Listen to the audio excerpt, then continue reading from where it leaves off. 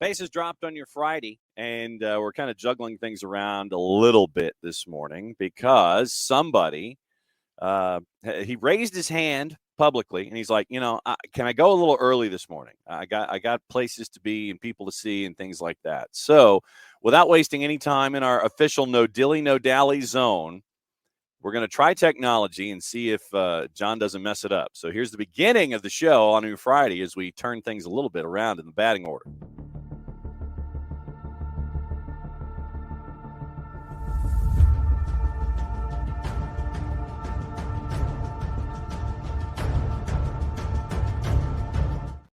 Greg Garza hanging out, starting off the batting leadoff. Batting leadoff, number 4 for Greg Garza, batting leadoff. I appreciate it, man. I appreciate it. Thank you, John. I appreciate it. How's everything going? We're running around, try to look like we know what we're talking about. And obviously, we can talk about Atlanta United. Obviously, we want to get into that a little bit. It's definitely. But there's one particular individual who currently plays for Atlanta United who had a very, very busy Thanksgiving and Christmas season. And he got called up for his national team. He's a young kid. You might know him, Thiago Almada. And last night, they had Argentina's national team had their first match back since winning the World Cup, and it was pageantry and smoke and lasers and flames and fireworks. And Messi scores his 800th goal and things like that. And Thiago Almada scores off of a rebound off of a Messi free kick that hits the crossbar, and you literally hear the – that's how hard Lionel Messi hit it. You heard that from the PVC pipe. And Almada scores, and there was great rejoicing, and there's articles now about Thiago Almada. I want to kind of get into stars and other players on rosters and things like that when it comes to mentees and how it can rub off on players and things like that. When it comes to a guy like Thiago Almada, when was the last time you saw a talent like his in your sphere? When was the last time you saw somebody that young hit the rocket ship and just absolutely just go off into the stratosphere like this? I think within my own personal, it's got to be Miguel, right? Right. It's gotta be Miguel, to where, you really see him come out of his shell, and you really see him take reign and understand how much his talent can push everyone else forward.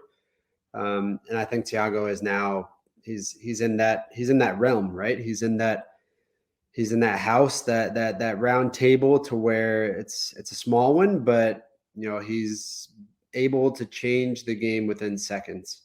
The free kick that he hit the other day was absolutely unbelievable. I didn't even think he was close enough to even hit it on goal or on frame. As tiny as he is, to have that much power within a shot, it's pretty amazing. So I know this is going to be a sad thing to say to most everyone that is an Atlanta United fan, but sell him. Sell him as quickly as possible, because if you are an MLS team and a organization to where this is your bread and butter to buy players, he wasn't a cheap player, but right now his value is flying high. And that's what it's all about. When you have these young players that come into the MLS, I think it's great that the MLS is a stepping stone for these kids to then go on and conquer so much more. I think we can be very honest. The MLS is still not a league to where, we're not at the top of that stepping stone. We're still that stepping stone to get into another league that is much higher than ours. But I think it is a great league to be a stepping stone in. It is no longer a league to retire in. It is now a stepping stone league for these kids to come, show their talent, showcase their talent, continue to grow their value, and then move on to bigger and better things. And I think it's great for the league.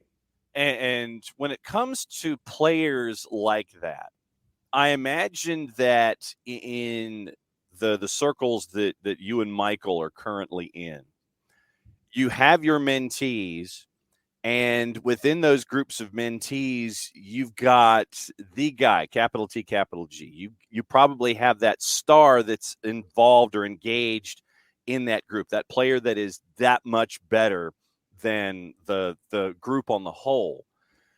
What's it like in having these conversations with mentees where they are experiencing the same kinds of things in their own age groups, and they're trying to learn from that player who is a little bit better than they are, and try not to get weighed down by the fact that you're around a player who is better than you are, that you can learn from that individual and don't feel so down about not being to that level yet? And there would be players to where they will never hit that level, right? I can even say that for myself, right? I was never the best player on any team that I ever played for, even as a youth player and even as a pro. But you're able to learn the traits and those guys that are in that realm of having a certain quality that is different than differentiates them than from anyone else.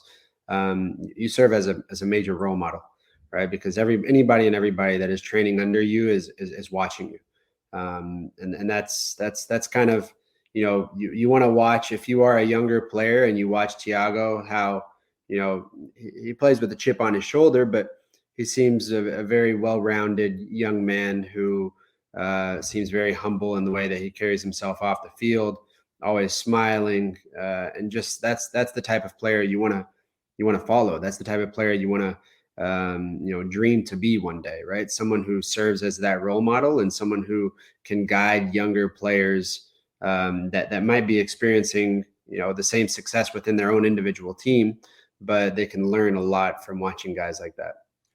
At the same time, though, I imagine that in your groups of mentees, there might be those that might need that extra little bit of encouragement to sit there and go, he's over here, but don't get bogged down in that. Focus on yourself and focus on making yourself better, because if you start to kind of look over your shoulder, it could, be a detriment to your own growth. And I think that that's just as important in catching up with these athletes. It's like pacing happens at its own time. It's not something that, sometimes it's a light switch, sometimes it's, a staircase, but don't get bogged down in the fact that someone over here is a fantastic talent. Do your best, and that's all you can do. Don't hold yourself to a standard that might be too far for you, especially as a young and upcoming player. I think the easy answer to that is that every player will have their moment. And that is the easiest piece of advice that I can always give kids who are saying, man, this is never going to happen for me. I'm never going to be in the limelight. I'm never going to, it's this guy is, you can never worry about anyone else but yourself, right? You always have to be that most important person in the room, in a humbling way.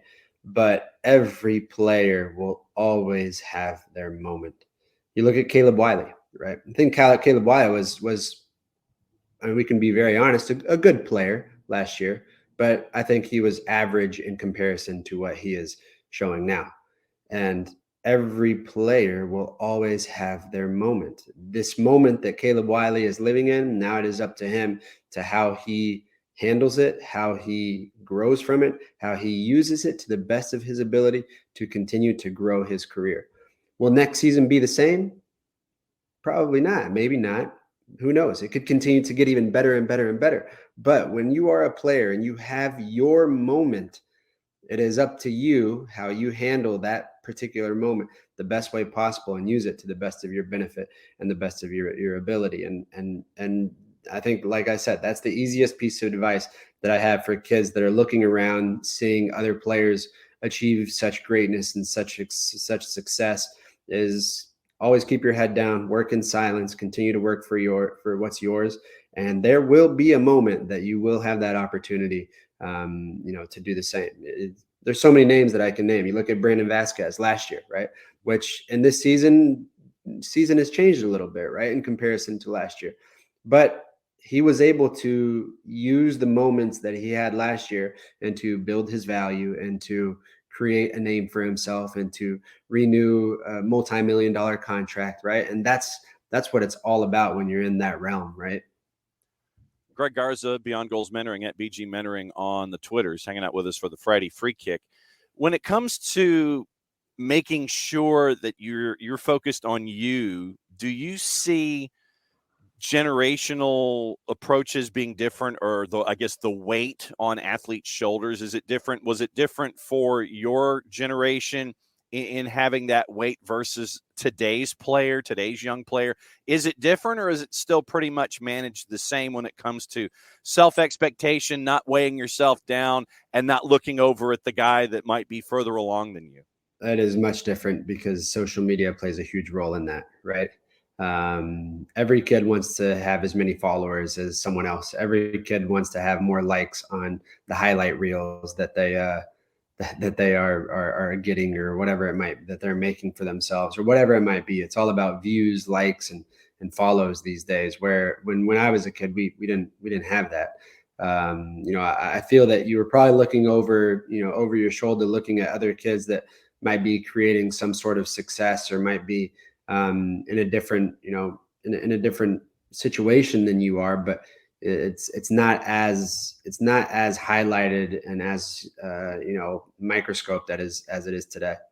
Because and I would imagine also because of how you mentioned social media in when the time when you were growing up, and in the time back in the 1790s when I was growing up, we didn't have Huddle. We didn't have Twitter. We didn't have TikTok and Instagram where we could edit our best moments and promote it that way instead of everyone knowing warts and all, like it was when you were just starting out, or when I was looking at, the first incarnation of the North American Soccer League and looking at Giorgio Canaglia.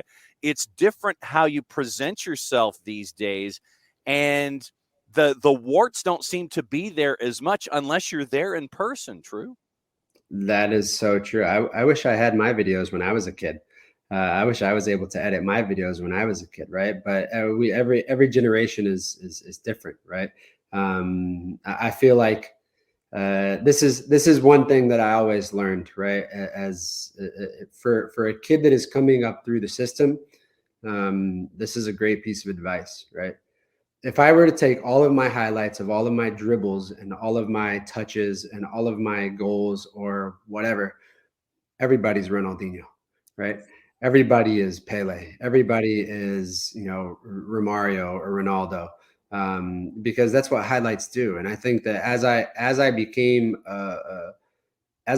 older and understood the professional mindset, that's not what it's about. It's about learning from those tapes and learning from those videos. And that's a huge piece of advice for all those kids out there. It's not about making highlight reels. It's not about, what dribble you have within that game. It's what can you get from that game to continuously get better and continuously build upon. And that's I think that's kind of where things have probably changed over the years, right? For me, that's what it was. I wanted to look at things to see, okay, where can I continuously build, the type of player that I am, rather than make this highlight video and get, thousands of likes or gain more followers, or and I think in today's world, that's what you see of more rather than anything else. And I mean, this I think is where how we promote ourselves today could be more of a negative long term, because we are only showing those positive moments. And I know that when you're trying to sit there and get to that next level, whether it's high school to college, college to pro, what have you, you want to show all of those great moments. But then I guess we're stuck in that idea of, okay, here's all of my positives. But then how do coaches and those other people of influence get to sit there and stare at, okay, how did you learn from all I'm seeing is good stuff. how did you learn from the bad stuff? I mean, it seems to the lessons of the bad stuff might get lost these days because of all this promotion that we're seeing on social media. How do we learn in those kinds of situations? That is one thing that, even Mike and I speak about a lot. Kids these days are not taught to fail. Kids these days are always taught to always succeed, and everything is given to them. Nothing is ever taken away from them. That is a huge concern. Even with, it's sometimes hard to speak about it, but I guess I will, since I've already started it. But it's really hard. It's really hard to see a lot of kids from the academy at Atlanta United be on any given day. They can be at Kroger on Wednesday with their family, and they don't have practice on Wednesday, but they're still wearing their Atlanta United gear, showing that they play for Atlanta United. Right. And sometimes that for me is really tough to see, because I can even use myself for example. I played for Sao Paulo with Casemiro and Oscar, and played with all these guys that were and nowadays are huge players. Or I played at Sporting Lisbon, for that's where I finished my youth and became a pro. But we weren't walking around after practice showing that we played for Sporting or showing that we played for Sao Paulo, because I think you have to earn this right Right. to get to that next level. And I feel that in today's world, everything is given. Everything is given to these kids, to where they feel this superiority of not understanding that resilience is the most valuable asset that you can learn in life. And I think it's really hard for me to see moments like that, because it concerns me to see what happens when these kids fail. What happens when these kids get released, or when they get cut, or when they, all of these other things, because in their minds, everything or they have no idea that everything has just been given to them on a golden platter. And that for me is the worst, lesson that you can give to any kid. And I want my kids to fail. I want my kids to sometimes be down in the dirt, right? I want my kids to understand that life is not fair, and that helps them, and helps them understand that life has to be earned. And your place in regards to the soccer community and the soccer world has to be earned, and it can't always be given to you. And that's a concerning, I think that's a concerning point within today's youth world, because back then when we were kids, I mean, even in everyone's era back then, you're always built to be very tough, right? You had to learn to start from the bottom and work your way up, right? Kind of like Drake's song, right? Started from the bottom and now we're here. But there's so many kids that never see the bottom. They only see the top. And so what happens when they get to an age to where they're 14, 15 years old, and then all of a sudden their world is crushed? And then it causes a lot of burnout, right? Because the only thing that is placed in those kids' mind is, I'm going to be a pro. I'm going to be a pro. I'm going to be a pro. I'm going to be a pro. And to be a pro in today's world, the percentage rate is 0.00001, right? One out of every 10 million kids becomes a pro. So, I think helping kids understand, that resilience, in my opinion, is by far the biggest asset and lesson that you can learn and have within your realm of thinking and mindset, is huge and massive in today's world. Interesting idea from one of our listeners. Tafka says this: if I were a player seeking a college scholarship, I'd send 2 discs to coaches, highlights and lowlights, with a 2-paragraph analysis of what I did wrong for each lowlight moment. As a coach, I'd salivate over that kind of self-awareness, modesty, and coachability. I would somewhat agree, right? But you want to think of always creating the best opportunity for yourself, right? That would be great if I think helping kids understand that they have to hold themselves accountable and look in the mirror after games instead of putting excuses places. That's something that I think is very teachable. Um, but also you want to think about always creating the best opportunity for yourself as well. I like that point. I like that point though of having that self-awareness and accountability is huge. Then a question from Emilio for you this morning. What are your thoughts about going abroad and having to be concerned about getting meaningful playing time and or just sitting on the bench and just getting paid? Who do you trust in the decision-making process?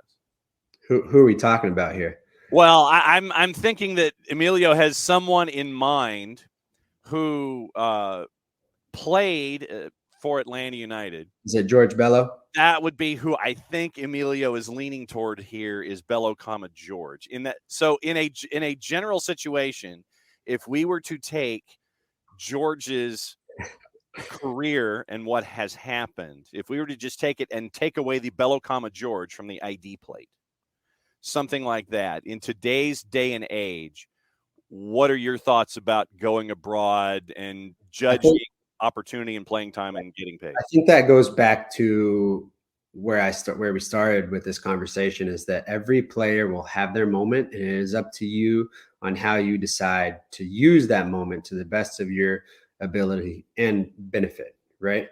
I think every player is different, right? We all think different things.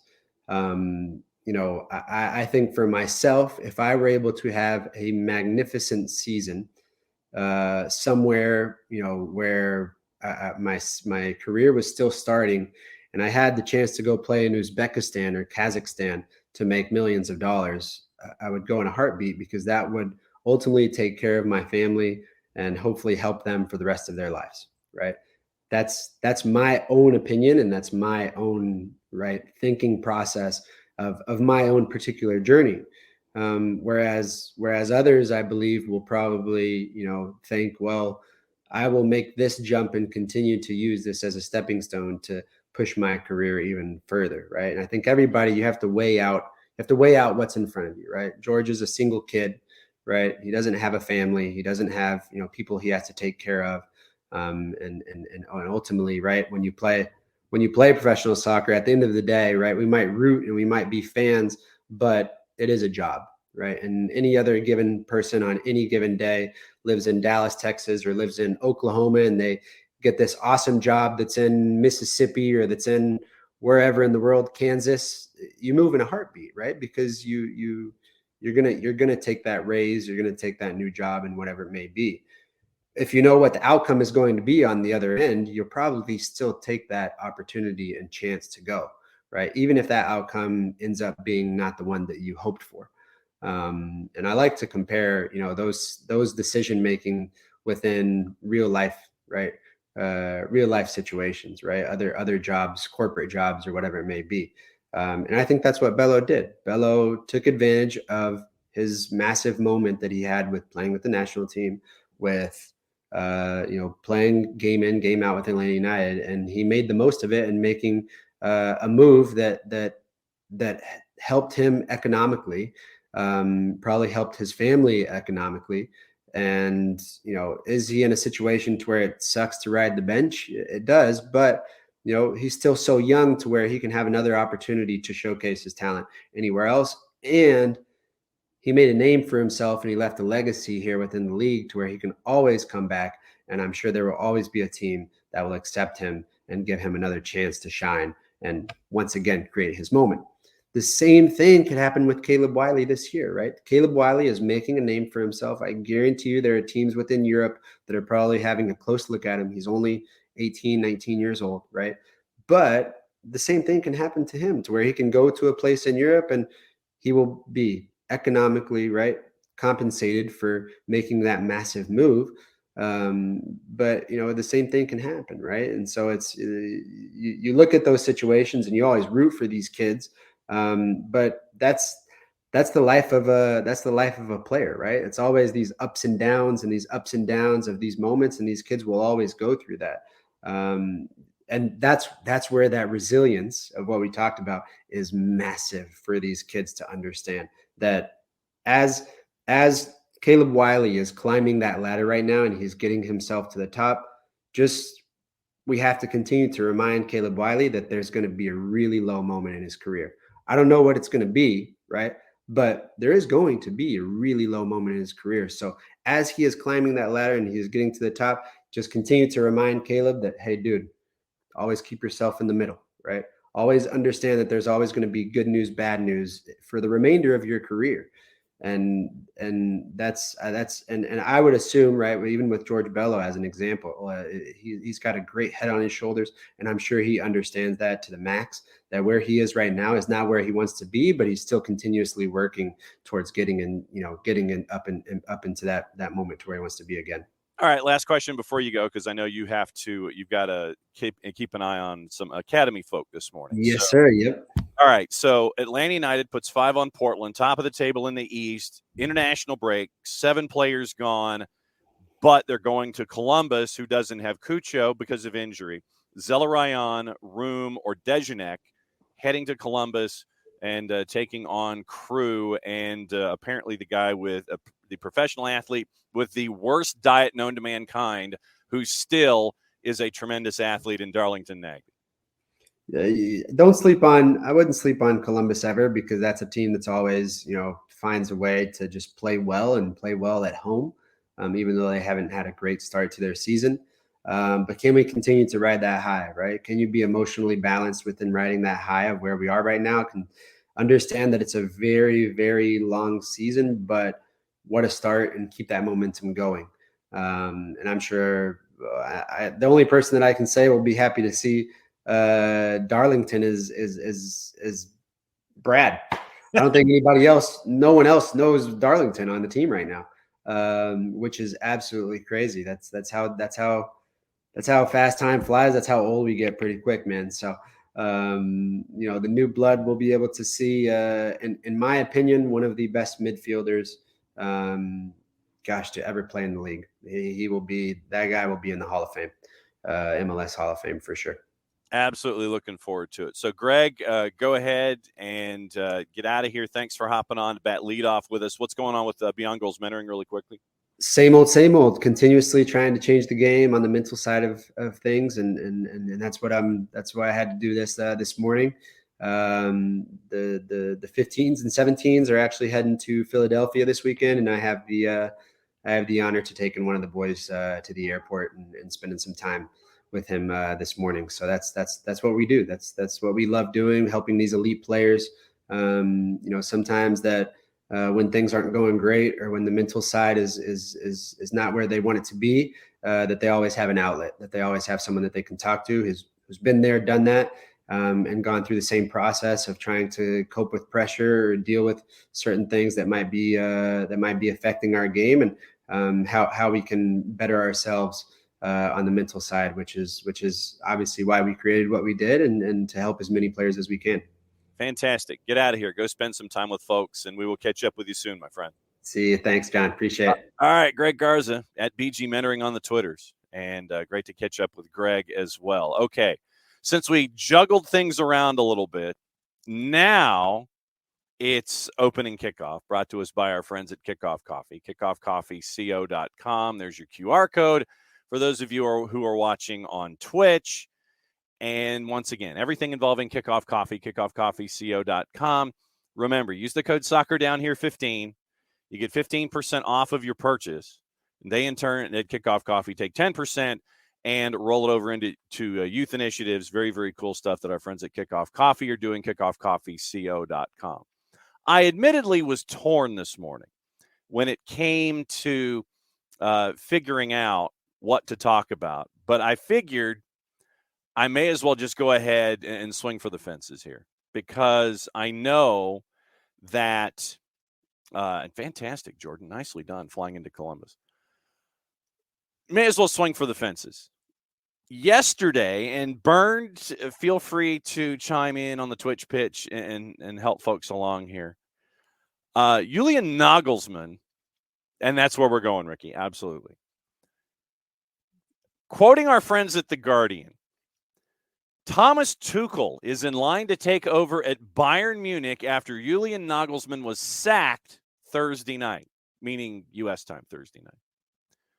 Nagelsmann has lost his job after a poor run of form, which culminated in a 2-1 defeat at Bayer Leverkusen last Sunday, which cost Bayern the top spot in the Bundesliga going into the international break.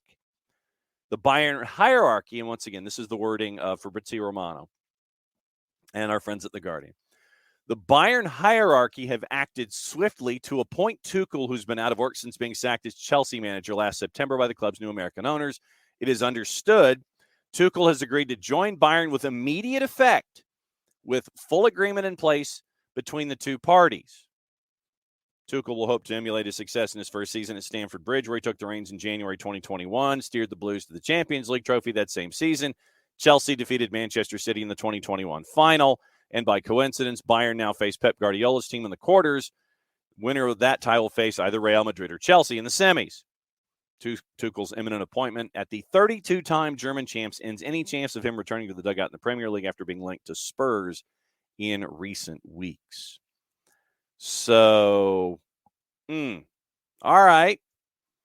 Lay it all out. What do you think? It looks like completely and totally freaked out. So, Bernd, I'm going to you first. Nagelsmann ultimately didn't have the gravitas to be a Bayern coach, lost the dressing room, lost the boardroom. And, Bernd, that sounds like it's 2 for 2.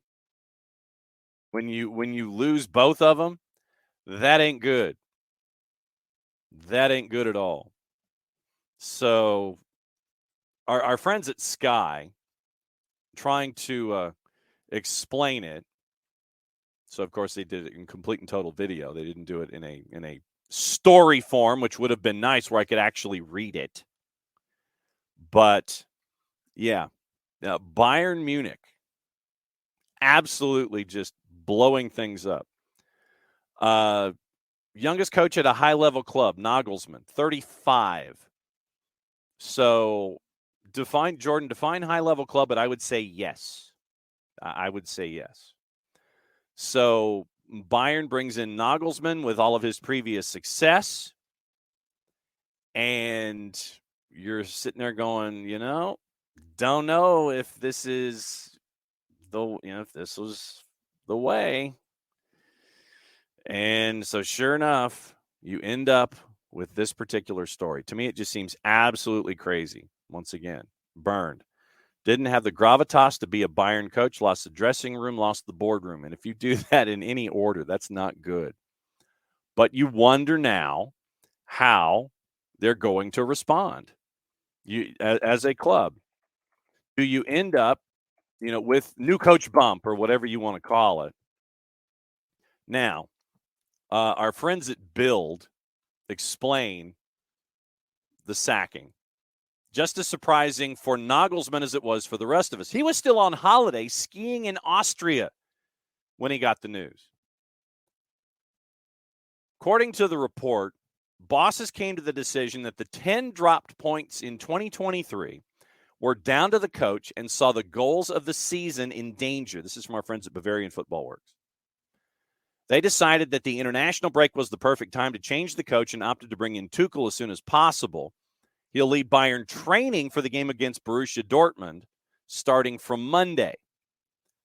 Decision to move quickly, influenced by market conditions. Bayern felt Tuchel would soon be removed from the pool of potential replacements, as both Real Madrid and Spurs were interested. Club didn't want to miss out. They've already had their sights on it for several years, ever since he was first in charge of Borussia Dortmund. Club president Herbert Heiner was on the record backing him to go all the way versus Manchester City in the Champions League just a few days ago. So Bayern made the split-second decision to change course. Backroom tensions, this is from Fabrizio Romano, Burned to what you alluded to. Fabrizio Romano claims backroom tensions at Bayern between Nagelsmann and the board. Quoting Romano, from my understanding, there were some serious problems between Nagelsmann and the Bayern board, and some players no longer trusting the coach's tactical ways. That's why they decided to go with something new. So, woof.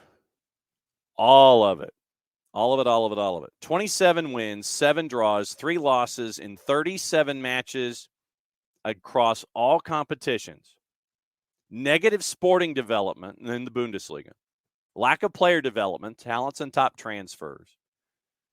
Players and bosses were also surprised by the fact he's on holiday while his team has to work. Internal opinion, wrong signal. Plettenberg's account of the rationale for the firing similar to, but not precisely the same as what Christian Falk reported. Once again, lack of consistency, especially in the Bundesliga, dropping the 10 points. Estimated that the season's goals were at risk. Players were against him. Leading players didn't trust him anymore. Determined not to lose out on Thomas Tuchel. So there you go. All of that, Nagelsmann's out the door. Tuchel was available, burned, made them make their move now. Afraid he would sign with Spurs. Planned for a while. Tuchel was already living in Munich for a few weeks. They just waited for the international break. So happy morning. Happy morning, everybody. And then you've got that. And then you have some stuff with international duty yesterday. I know that England beating Italy by the score of 2-1. Harry Kane scores. Now he's on top of Wayne Rooney for records with team. And what we noticed yesterday from that, England fans were held in buses for their own safety before the qualifier after the Napoli Ultras threat. And this is from Rob Dorsett over at Sky. Kept in buses, driven around for their own safety before the qualifier. The UK Football Policing Unit, working closely with their Italian counterparts, made aware of a credible threat from Napoli Ultras directed toward England supporters, and so a decision was made to take as many off the streets early in case they were attacked.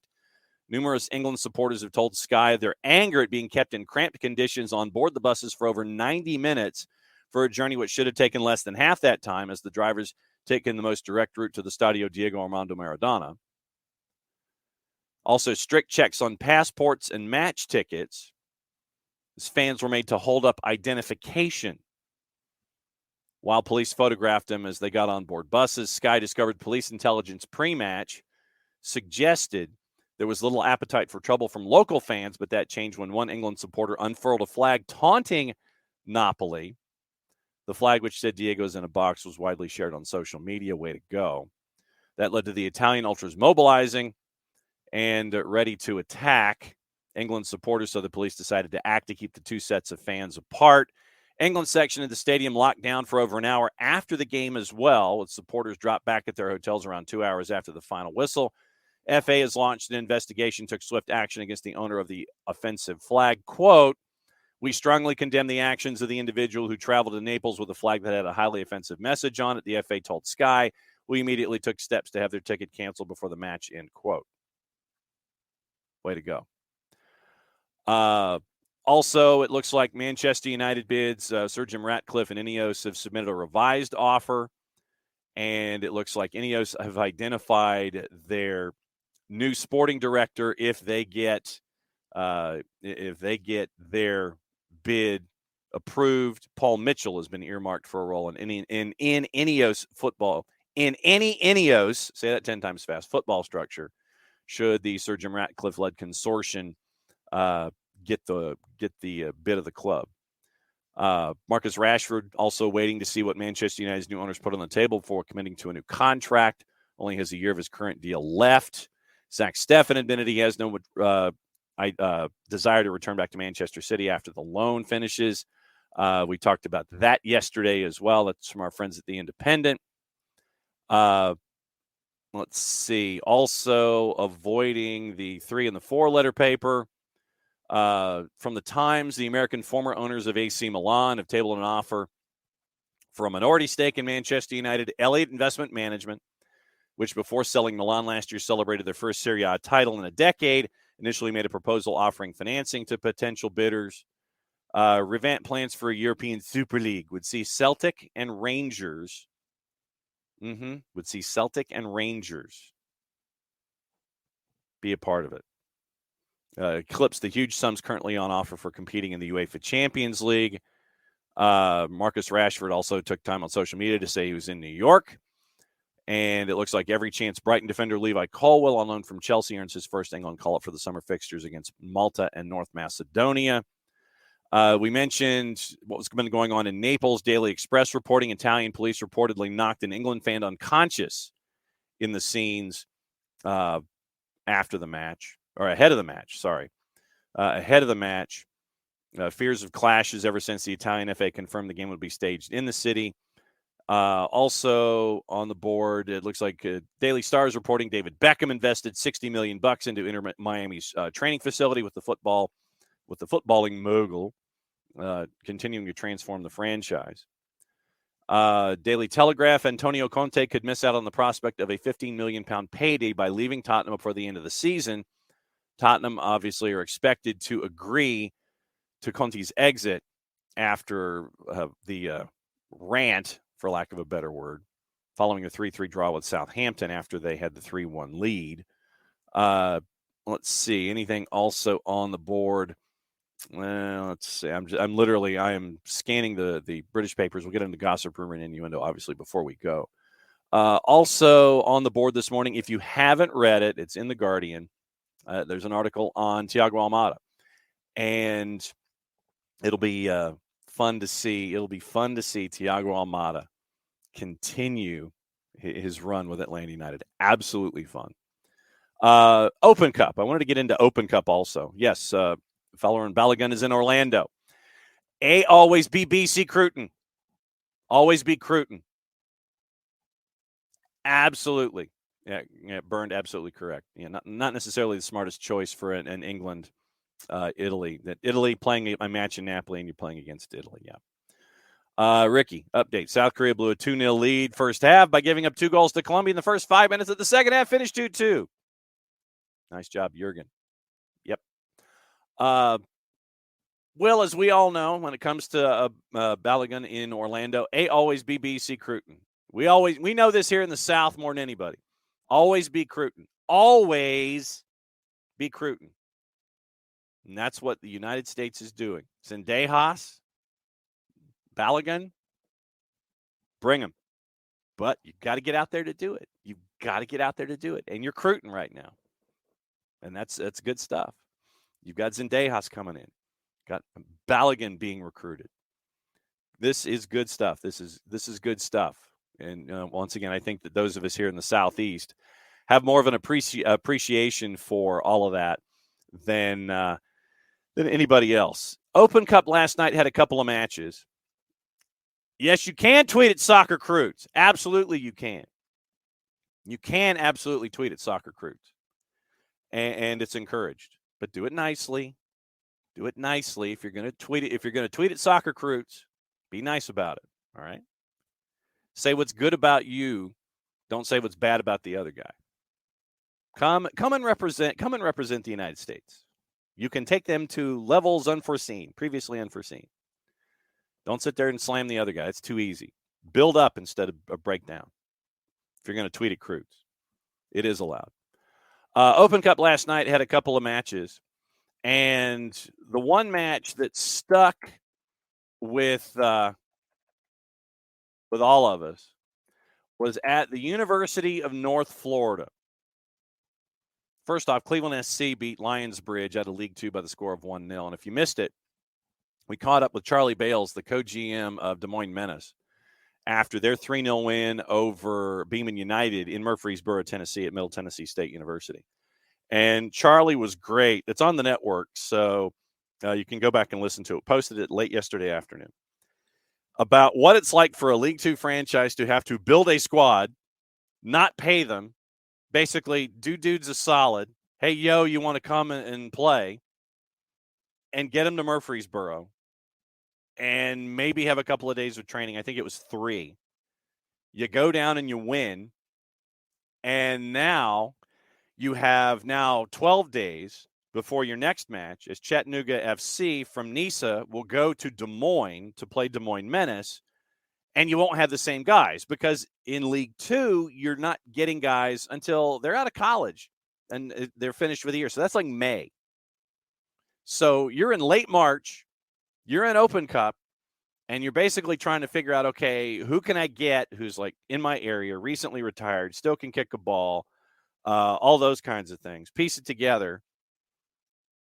All right, we got 18 guys. Let's hop on a plane and fly to Nashville from Des Moines and then drive the extra 40 minutes to Middle Tennessee State University, play a match, win 3-0, and then go back to Des Moines, Iowa. And Charlie said in the interview with us, I'm not going to have the same guys when Chattanooga comes to town because, one of my guys specifically is out of PTO from his full-time job. I won't have that guy because he's out of PTO because he took this trip so we could win the first round of the Open Cup. But last night, Cleveland beats Lionsbridge by the score of 1-0. Lansdowne Yonkers stopped the Hartford versus Hartford round 2 matchup by beating Hartford City by the score of 2-1. Jacksonville Armada Miami United goes 10 rounds in penalties. 10 rounds. And Miami United had the chance to get the win in the first 5. Couldn't do it. 9-8 in penalties. Jacksonville Armada gets the win. And so Jacksonville Armada moves on. And it was goalie on goalie violence in the last frame. Goalie for the Armada scores. The goalie for Miami United, the keeper for Miami United, has to make it, and he telegraphed where he was going with his plant foot easy save for the Armada keeper. So 9-8 in penalties, keeper on keeper finish in penalty kicks. Jacksonville advances to round number 2. So in round number 2, which is slated for 12 days from now. 12 days from now. And yes, absolutely full court press. Yes. Definitely tweeting positive things at adult men who were recruiting to the USMNT. Morning forecard. Will had over 800 comments on his Insta post in Orlando. Normally gets less than 100. So it is a full court press. But once again, tweet positive things, as Bart says. Here's your round 2, by the way. Tuesday, April 4, Wednesday, April 5, and I think, as I scan quickly, there's one match Thursday, April 6, Richmond hosting Cleveland SC. Local interest. It is Peter Wilt versus Peter Wilt. Chicago House traveling to Forward Madison. The Miami FC hosting Jacksonville Armada. One Knoxville jumping in League One, and they get to go, and they get to host Memphis 901, Stephen Glass. Interesting in Detroit. Detroit City going up against Gold Star Detroit. USL Championship versus Nisa, and that's at Keyworth. That'll be on BR. Tampa Bay Rowdies and Nona at Al Lang. Charleston Battery, Savannah Clovers at Patriots Point. That will be very interesting.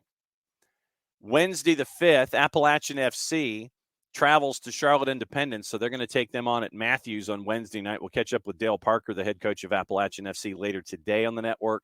That will be posted as well. We'll catch up with him, and we're also going to catch up with the new franchise in Grand Rapids, Michigan, in the NPSL as they get ready for the 2023 season coming before we know it.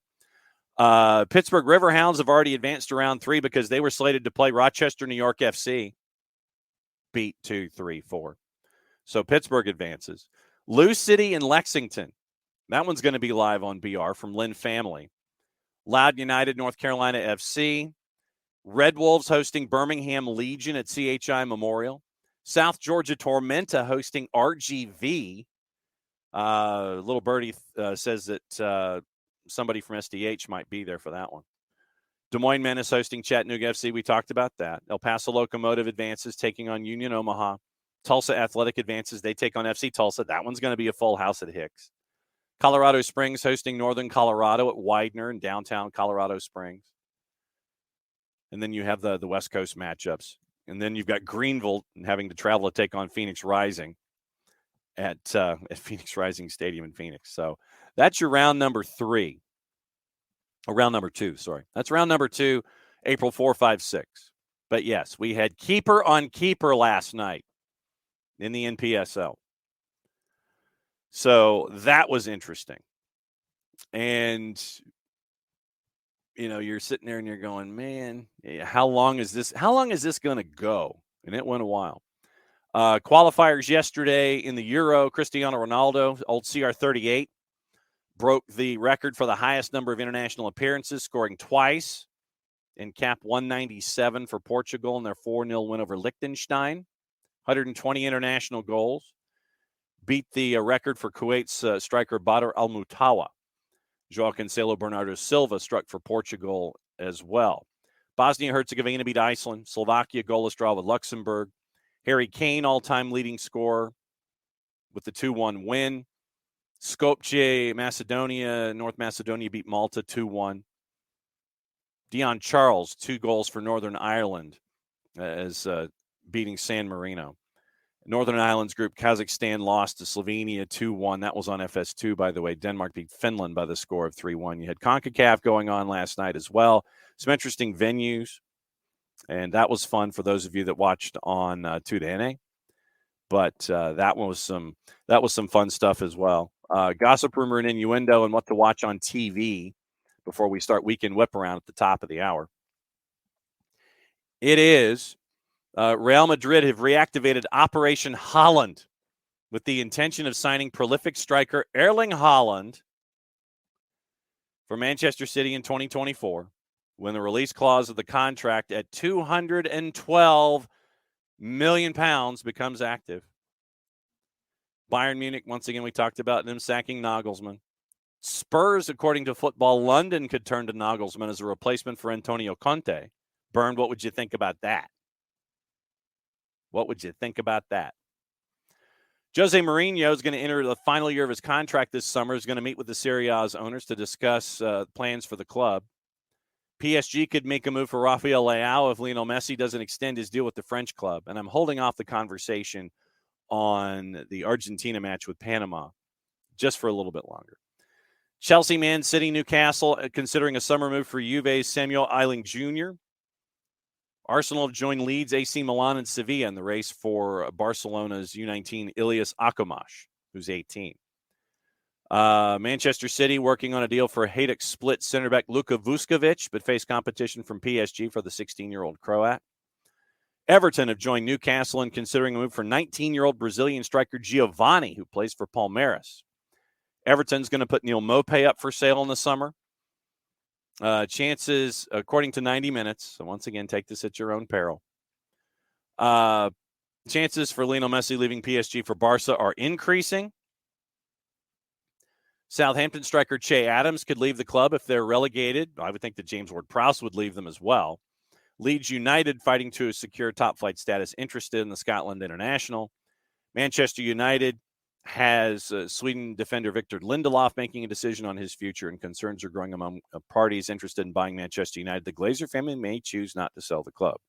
And we talked about that one yesterday with the Glazers thinking, maybe not, just kind of thinking about it and then not thinking about it. So debating it and then going, it sounds great just to drive up the price. And we mentioned Erling Haaland. His dad conceded touch and go as to whether his son will be fit to face Liverpool next Saturday. Provided a cautious medical bulletin, according to our friends at The Telegraph. Receiving treatment for a groin injury and will struggle to train before City's next fixture. Quote, and he told this to Norway's TV2 Sport. Firstly, I'm not a doctor. Secondly, I think it's touch and go, yes. You can't just go 2 weeks without training, then jump right into a fight. There must be a progression there. They can gamble on it, but if he doesn't get proper training with the team, he won't play. It's about how he responds to treatment in the next few days. He needs a lot of care and knuckling. There are many sprints, and there's a lot to move. So keep an eye on the groin injury, and fantasy fans. And also, join the Fantasy League. If you have not joined the Fantasy League, join the Fantasy League. Join the Fantasy League. I will continue to say this. Jason Wright Agency on Facebook. Wright with a W. Jason Wright with a W. AGEN on Twitter. Join the Fantasy League if you haven't had the chance to. This week will be interesting. And also you can get all the advice from Patrick Smith. Patrick N. Smith 82 on the Twitters. He helps give the fantasy advice for the league on the Jason Wright Agency. Jason Wright with a W. AGEN on the Twitter's Facebook, on the Twitter page. So Patrick and Smith 82. Jason Wright with the WAGEN on Twitter. That's where you get your information. And if you haven't joined the Fantasy League, reach out to him on Facebook, reach out to him on Twitter, join the Fantasy League, have fun, and do better than your friends and do better than me. So that's where we're at. Also, yes, Joe Bost, happy Friday, Almada MVP World Cup winner day. Yeah, what was the free kick by Ronaldo right through the keeper's hands? Ricky, I did not get the chance to see it, but I'm glad that it was nicely done. The Anton Walk's funeral service. Burned. Spurs would be a good spot for Nagelsmann. Better at punching up than at punching down. Needs to get away from Germany for a while. Okay. So we'll keep an eye on that. All right. So since it is almost 10 o'clock, and let's see. So take the music out of loop. What do we say? 13. We'll go down to 13. There's 13, and hit rock, and it's time to read the promo. Here we go.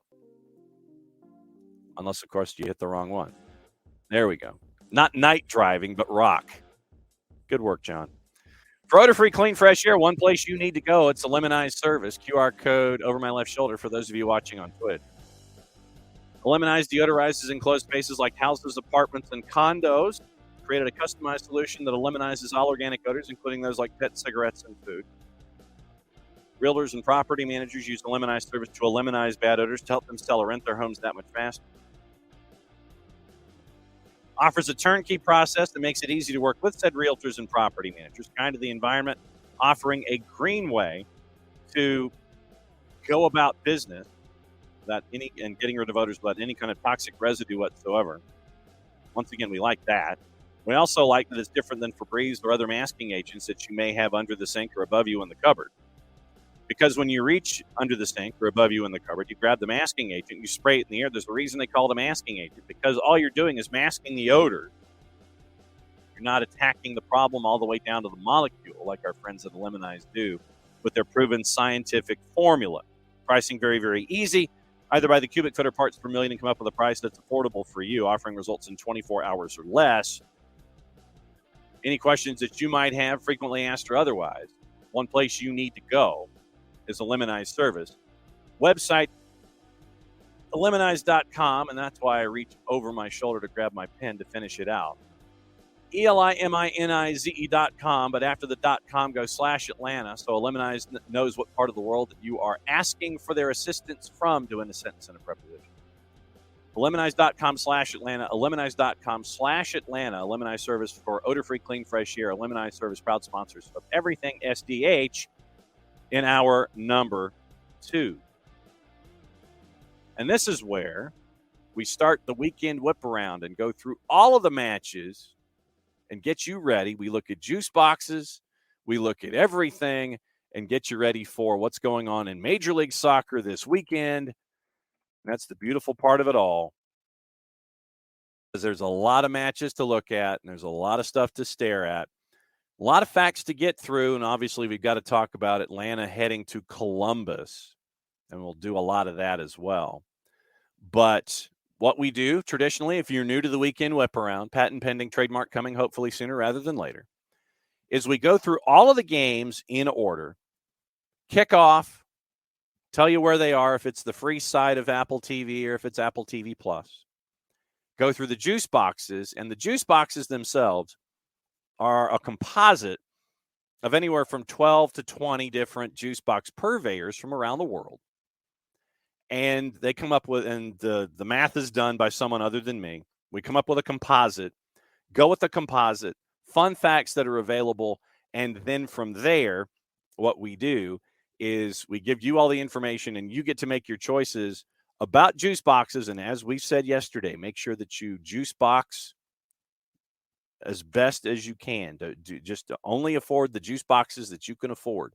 Please juice box responsibly. We always maintain this.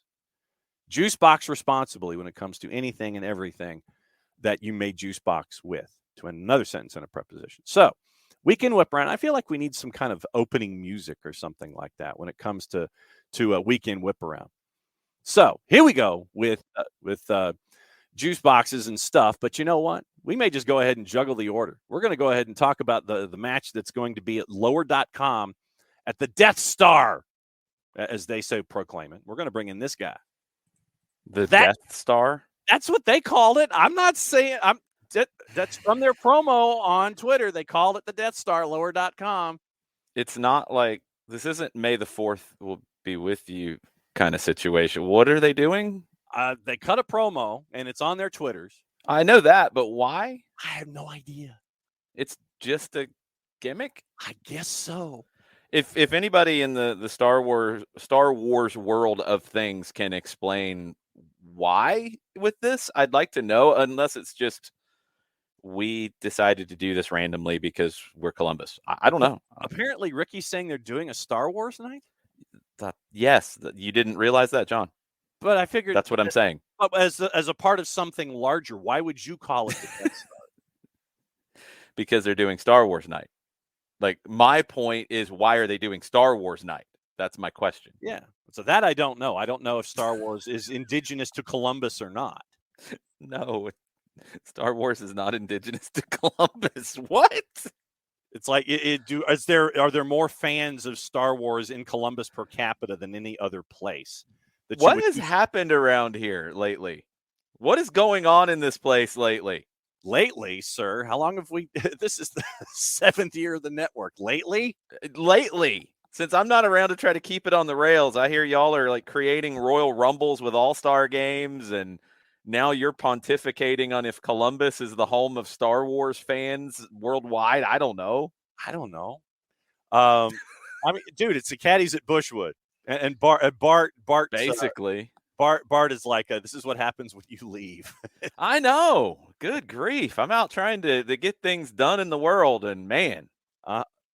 Wait, so Joe Boston saw the first Star Wars movie in a movie theater in Columbus? Wow. That is why they are doing Star Wars night in this match then. Because other than that, I have no other explanation why. So I'm going to blame it on you, Joe Boston.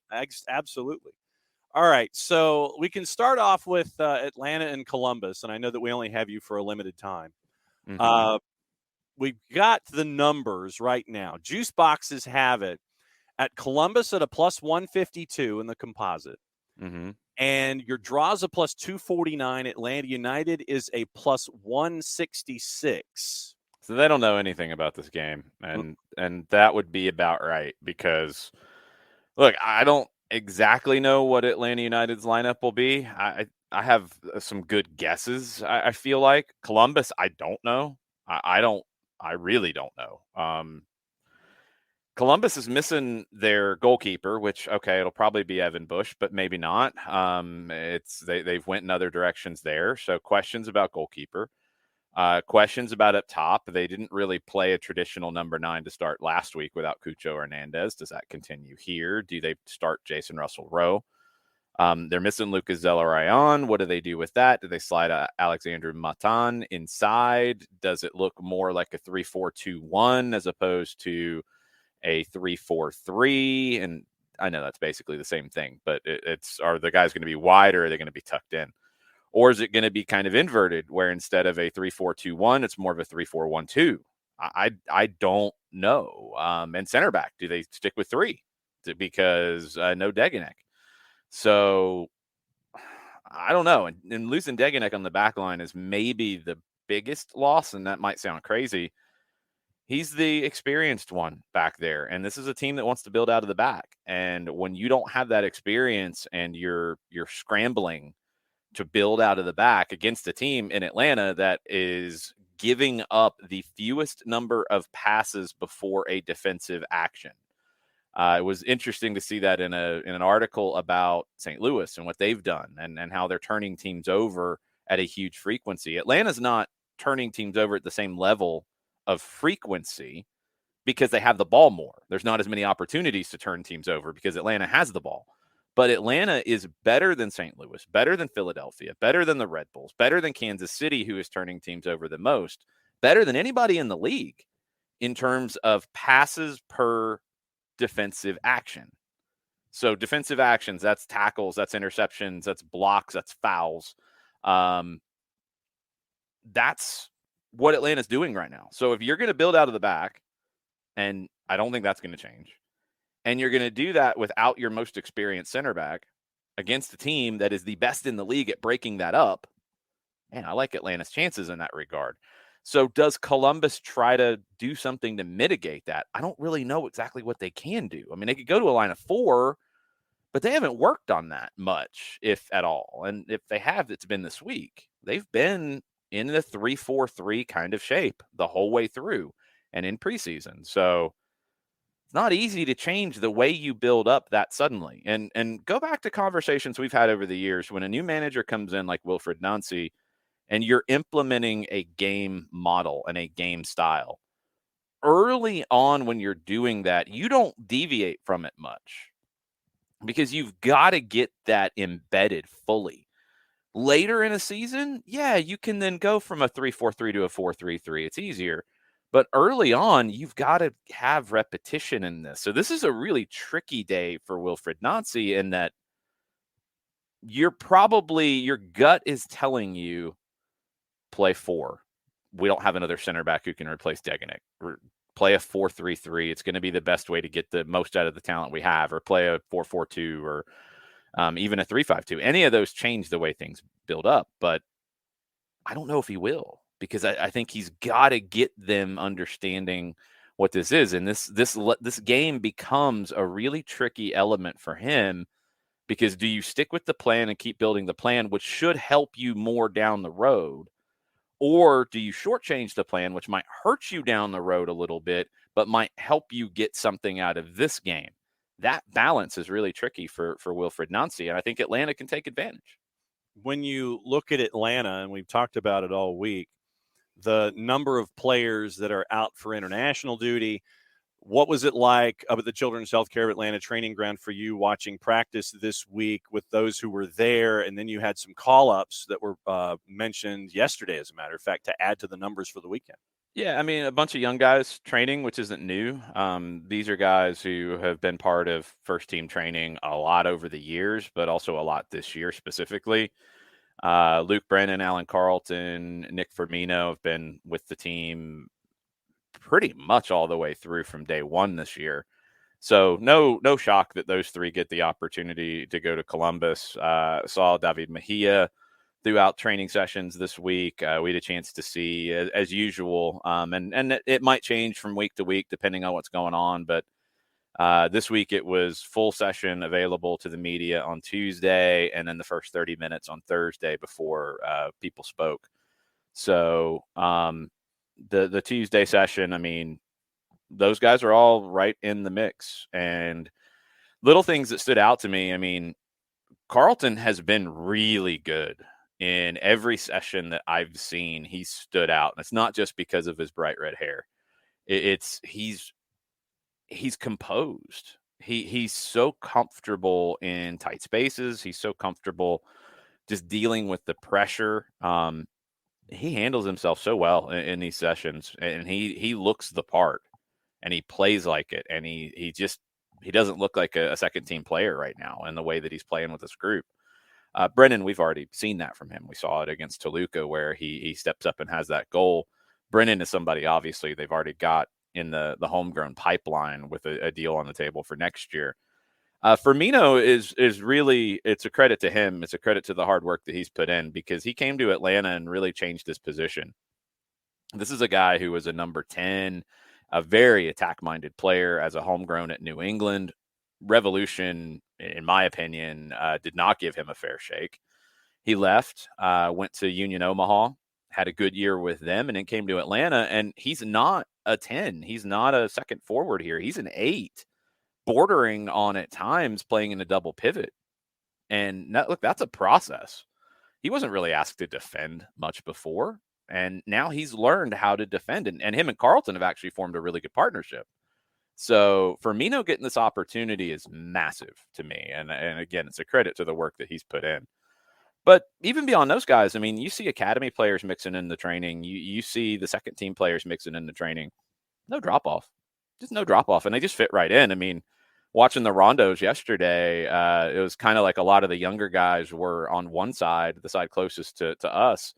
And Brooks Lennon, Andrew Gutman, just jumping right in, mixing in, talking a little bit of trash, bumping guys off the ball, having some fun with it. It was really good. It was really good to see. The group is in a really good spot. So when you have that chemistry, it's easy for the young kids to blend right in. When the chemistry is good, it's easier to come in the door and fit. When it's not a good vibe, that can be harder. You can feel a little more pressure. You can feel a little more at unease. These kids, they get it, and they understand what it means to be an Atlanta United first team player. And 3 of them are going to get the opportunity on this trip to at least be part of the trip. And if they're needed, I don't think Gonzalo Pineda has any hesitation playing any of the 3. Never has when it comes to younger players that he's really been impressed with. I do want to talk about the twos, considering that this weekend, before you go, I want to talk about the twos. Yep. Because it'll be season opener this weekend in MLS Next Pro. I do want to talk about what happened in Argentina last night on a bunch of different levels. But I also want to talk about the whole idea of the short term, the short term call up. Mm-hmm. It just seems to me, why can't you do something like they do in the NBA, where it's a lot easier to have movement up and down and not limit the times that you can do it to have access to? They do that in the NBA, though. They have limits. Like, NBA has limits. You can't have a guy in a G League contract and have him play 82 games in the NBA. So they have limits. And now, look, this was something that we griped about. So give them credit. They're adjusting. Now it's not an emergency hardship call up. Now it's you have a certain number of call ups. Is it a little on the lower side? Yeah, I'd like to see it expanded a little bit. It's 4 times they can be called up now, and they can only play in 2 games. I'd like to see that expand. I'd like to see probably more like 4 games and 6 call ups, or even 6 and 8. But you got to put a limit on it. You can't get around the salary cap that way.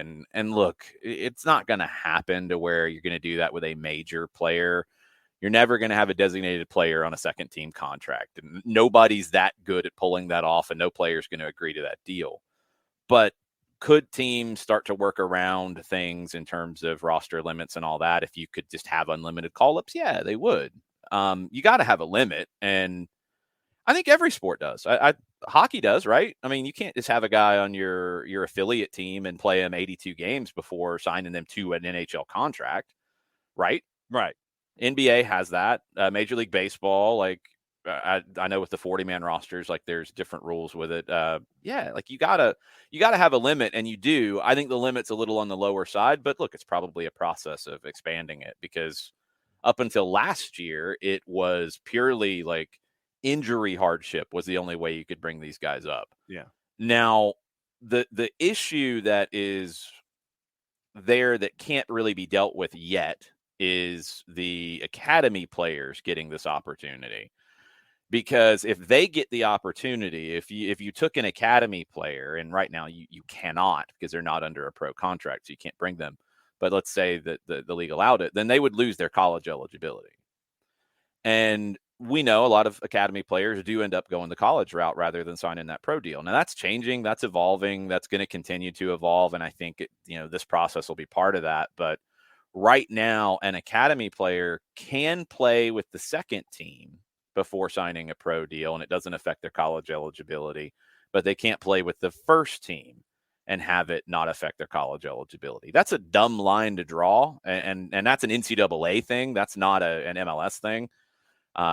Because it affects USL Championship as well. That's an NCAA issue, and it's frankly stupid. So, why are you drawing the line one that you can play in the second division or the third division with professional players as an amateur, and you're still good college, but you can't play first? That's stupid. Again, it's stupid. So, and there would be limitations on how much they could play anyway. So it's a dumb rule. It's NCAA being stupid. Yeah, and it's like when you have amateurs playing in a PGA Tour event. And you can play in as many PGA Tour events as you want, but you just don't get paid if you finish second. You can go ahead and do it. Well, you don't get paid if you finish first either. Right. And that's the thing. You can play in them, you just don't get paid, and it doesn't hurt your eligibility if you don't get paid.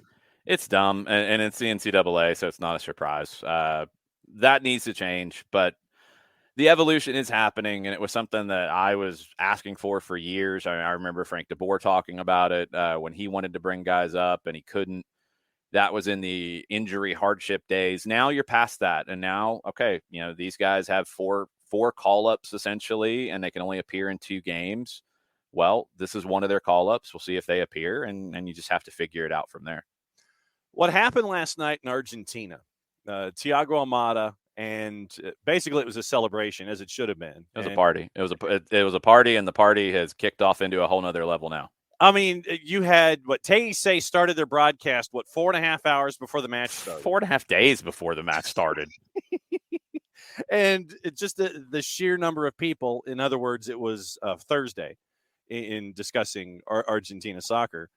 And a massive celebration there. Emi Martinez is crying with smoke and lasers and music and celebrations, and Messi's having fun. Scaloni's crying, and Thiago Almada scores for Albi Celeste in that match against Panama off of another kick that hit the crossbar, and I think the crossbar is still feeling it, by the way.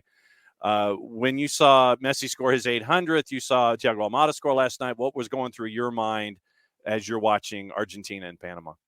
The first player to score in Argentina as a world champion is Thiago Almada. That's insane.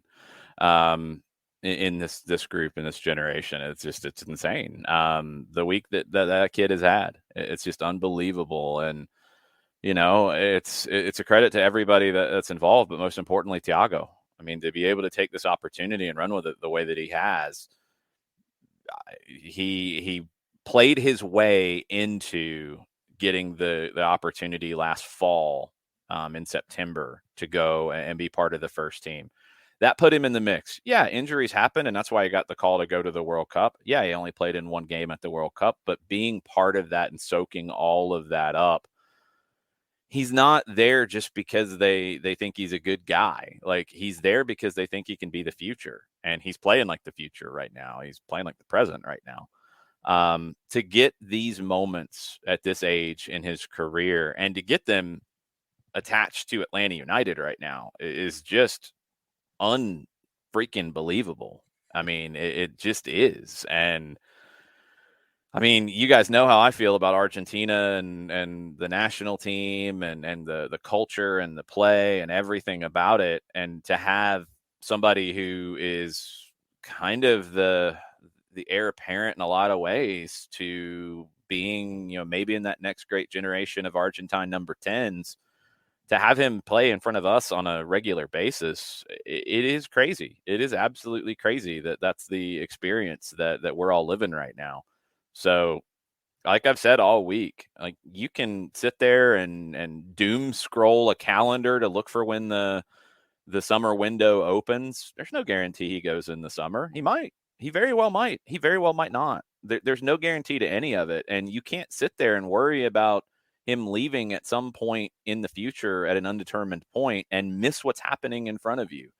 You're watching possibly the most talented player who's ever played in this city, in this sport, period. You're watching that.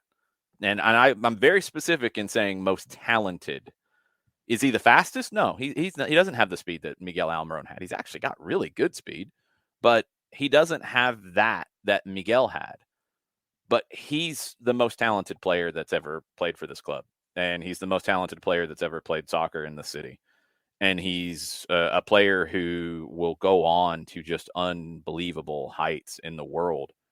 And you're getting a chance to watch it at really the early stages. So don't doom scroll. Don't freak out. Don't be sad about what hasn't happened yet. Like, enjoy what's in front of you, because, man, there are a lot of people in the world who are enjoying it from afar. So don't miss it when it's right in front of you. Like, it's unbelievable, and cherish every opportunity you get a chance to watch him play, because that's somebody that, fathers will be telling their sons about. That's somebody that, you'll be telling your daughters about, that you got to see this kid play at a young age. And just then 10 years later, 5 years later, wherever he is, you'll be able to point to him and say, yeah, he scored one of the best goals I've ever seen live.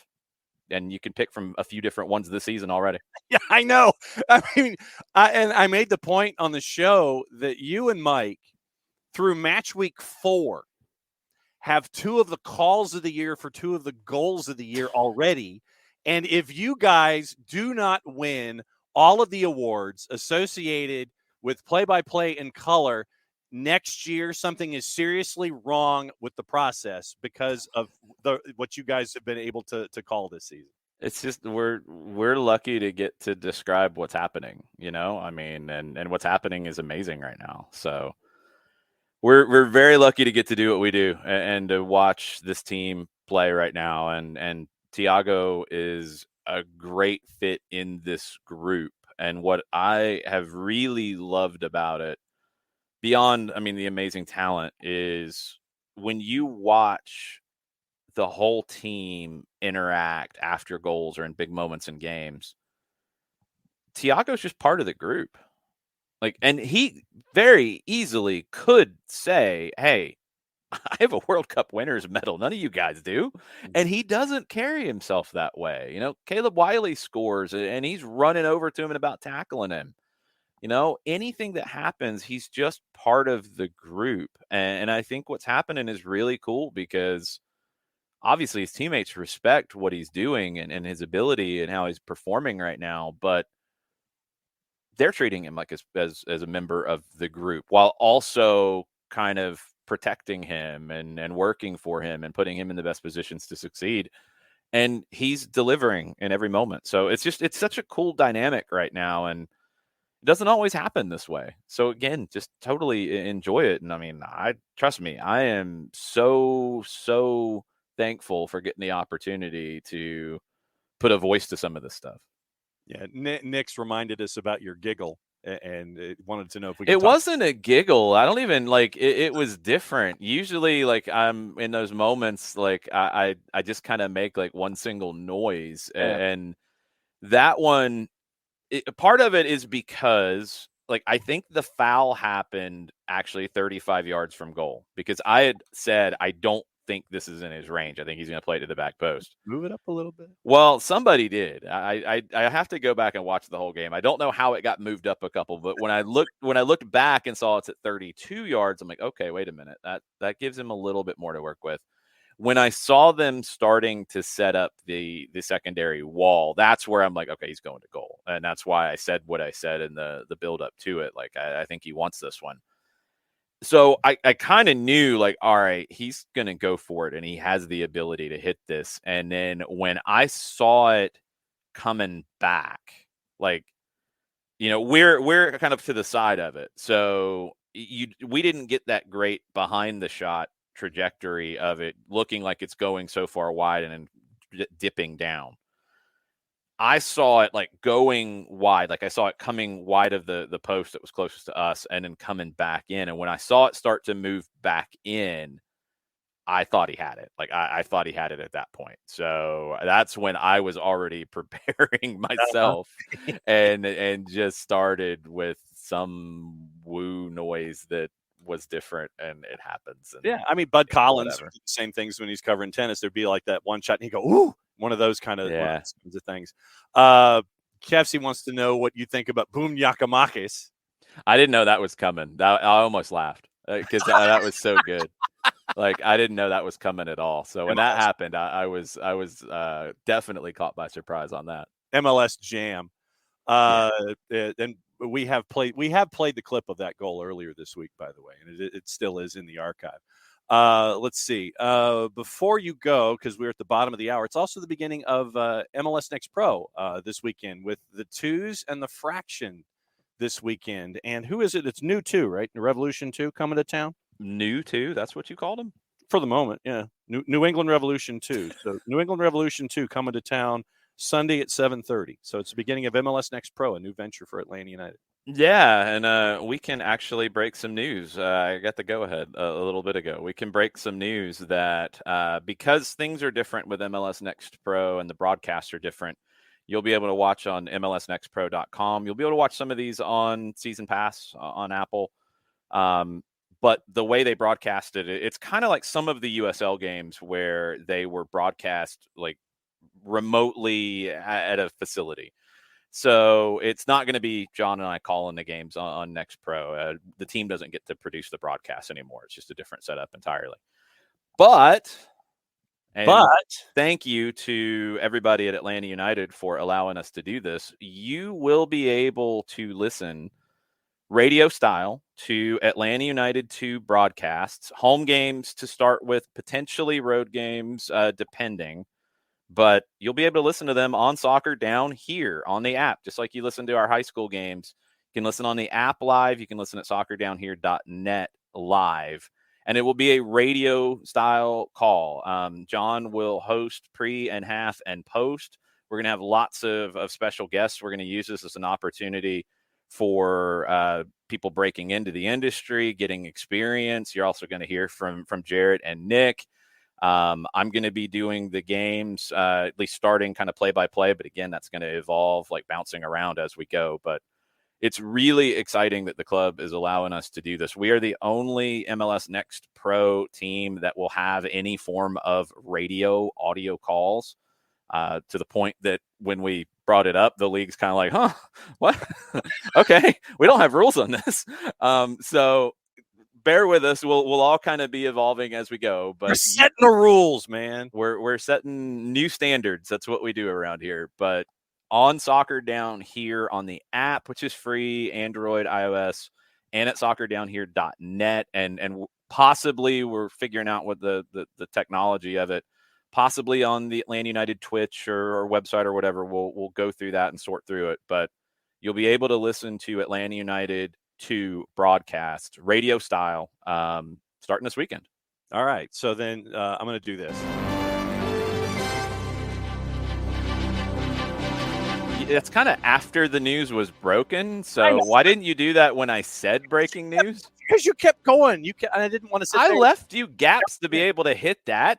I had to figure out how to switch pages. Oh, man. Again, when I'm not around, this is what happens. That's true. So before you go, obviously, since I have a plane to catch here in a little bit. I know you got a plane to catch. So once again, courtesy of our friends at 92.9 The Game, here's the goal. We're in the third of 4 added minutes here in the first half. 1-0 Atlanta United. Ball is spotted square to the post nearest us. It's Almada standing to the left of the ball, and Araújo is to the right of it. It's inside 35, so it's a little more in range. I think Thiago might want this. Let's see. That was me realizing they moved it up. 7-man wall. Whistle by Uncle.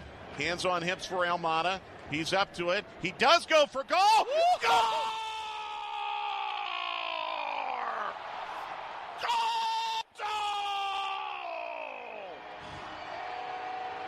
The thing I did, I don't even know where that came from. Almada from the parking lot gives Atlanta United the 2-0 lead.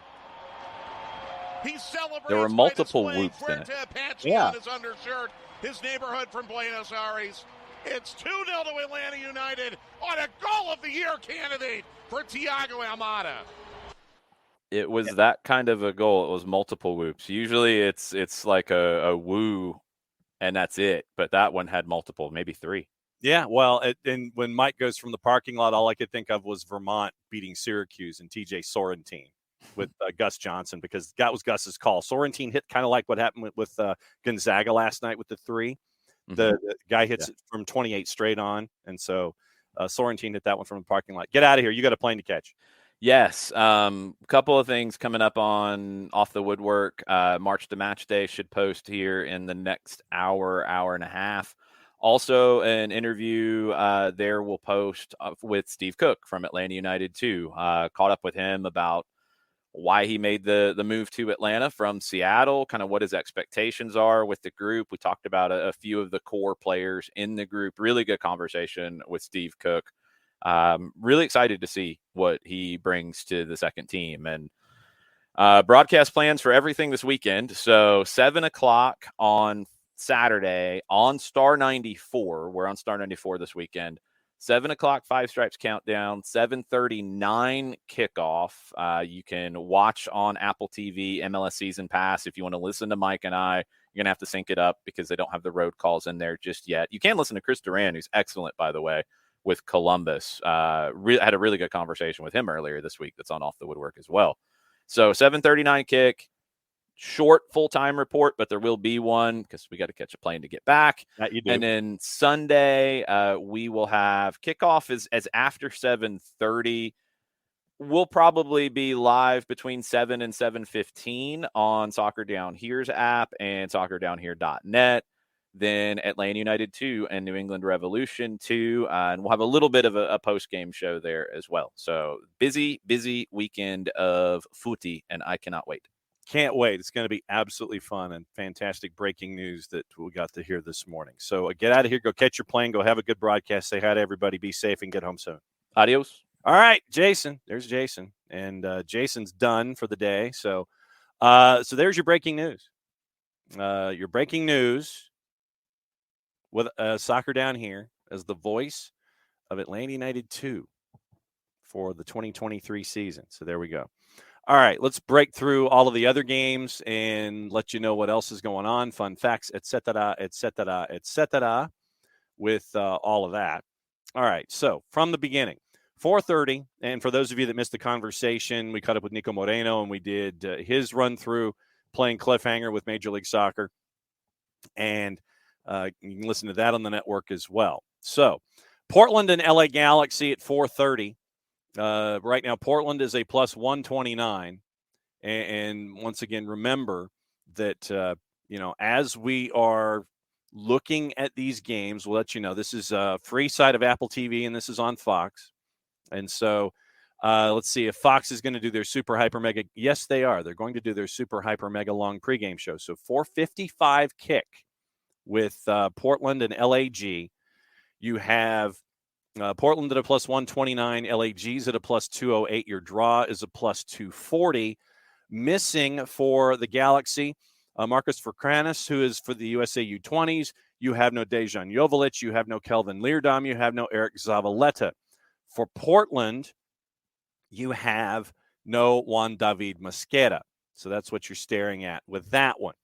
Also on the board, and once again, we'll check and see if the free TVs are going to push these up and down the line. 7:30 is when all of the main East Coast stuff starts. Charlotte and Red Bulls. Right now, Charlotte's at a plus 161 at home. Your draw's a plus 2.25, and Red Bulls are a plus 174 in this one. For Charlotte, you are missing you're missing Świderski for Charlotte. And for Red Bulls, you're missing Corey Burke, Christian Caceres, Steven Serwada. That's what you're missing in that particular matchup. Crew and Atlanta United, we talked about who Crew are missing. Once again, no Cucho because of injury. You're missing Eloy Room. You are missing Milos Dejanek. You're missing Lucas Zelarayan. And for Atlanta United, no Abram, no Almado, no Machop Chol, representing South Sudan, no Derek Etienne Jr., no Ronald Hernandez, no Yakamakis, and no Miles. So that's where Atlanta United's situation is when it comes to who's in and who's out on the weekend. Also at 7:30, DC United and the Revs. DC United is a plus 118. Draws a plus 250. The Revs are a plus 222. DC United, missing Christian Fletcher with the U19s, missing Victor Paulsen with Iceland. The Revs are missing Dylan Barrero and Christian Makoun. So that's where the numbers are with that one. Union in Orlando. Before we get to Union and the purple team. Inter Miami, Chicago Fire. Inter Miami's a break even at a plus 100 in the juice boxes. Your draws a plus 250, and the Fire are a plus 267. Inter Miami missing Ascona, Joseph, and Robert Taylor. Chicago missing Miguel Navarro and Sergio Orgel with the U19s.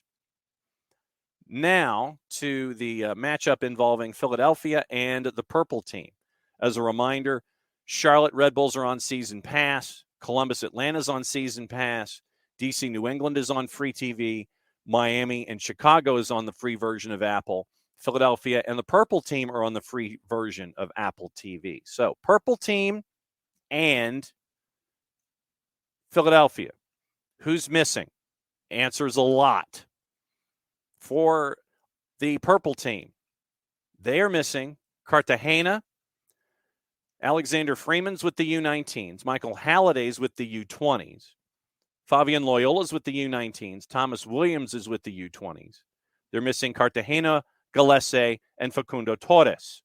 Philadelphia is missing Brendan Craig, Jack McGlynn, and Quinn Sullivan with the U20s, but they also do not have Gazdag, who scored yesterday for Hungary, Damian Lowe, Jose Martinez, and Richard Odada. Fun facts for this one. But once again, making sure that we're all remembering that you have all of these absences. Union have won their last 3 MLS meetings with the Purple team, including the 5-1 home win the last meeting in September. First 3-match winning streak by either team in the 16-match league history of the series. Union have won 13 straight home MLS matches, including playoffs, second longest streak in league history behind a 14-game streak behind San Jose in 01 and 02. Philadelphia has not dropped points at home in over 275 days since a 1-1 draw against Cincinnati on June 18th of last year. Orlando City, winless in 5 straight matches in all competitions. They drew 4 of them. Though the 2-1 defeat to Charlotte was their first loss of 2023. Orlando has just 3 wins in 13 matches, drawing 4, losing 6, since a 5-match winning streak last August and September that ended with a win in the U.S. Open Cup final. Michael Ura scored both goals in the 3-2 loss at Montreal Saturday. Third time he scored multiple goals in a match since joining MLS last season. Since the start of the 22 season, the Union have had 10 multi-goal performances by players tied with FC Cincinnati for the most in the league at that time. After scoring in his MLS debut, Duncan McGuire assisted Martin Ojeda's goal on Saturday against Charlotte. McGuire is the 3rd Purple player to contribute to a goal in each of his first 2 MLS matches, joining Daryl Dike, who did it in his first 3 in 2020, Nani in 2019. Austin FC and Colorado Rapids. Biggest question here, frankly, is with Austin. Austin still seems to have the hangover from losing to Violette. And Rich Ransom with the public service announcement involving the Union. Union only have 18 players, missing players for U2 on Sunday, and it's raining. Prediction, Union get an ugly draw. Fans continue to freak out about MLS play. Ricky with the public service announcement. Miles Robinson, Hernandez, and Gigi are all playing today. Austin still having that hangover after getting bumped out of CCL. Has not been good. Losing to Houston 2-0 last time out in Copa Tejas. But they are a prohibited favorite against Colorado, who does not have Jack Price, gone for the season. You didn't have any offense to start with, or you had limited offense. Now you don't have your offense and you don't have Jack Price. Austin's a minus 164. Draws a plus 318. Colorado's basically a plus 4.25. 8:30 Houston, coming off of that win, is a plus 146 at home at Shell. Draws a plus 237. NYC's a plus 185. 8:30 Minnesota and Vancouver. Minnesota's a plus 117. Your draw's a plus 258. Vancouver is a plus 218. Also on the board, 8:30.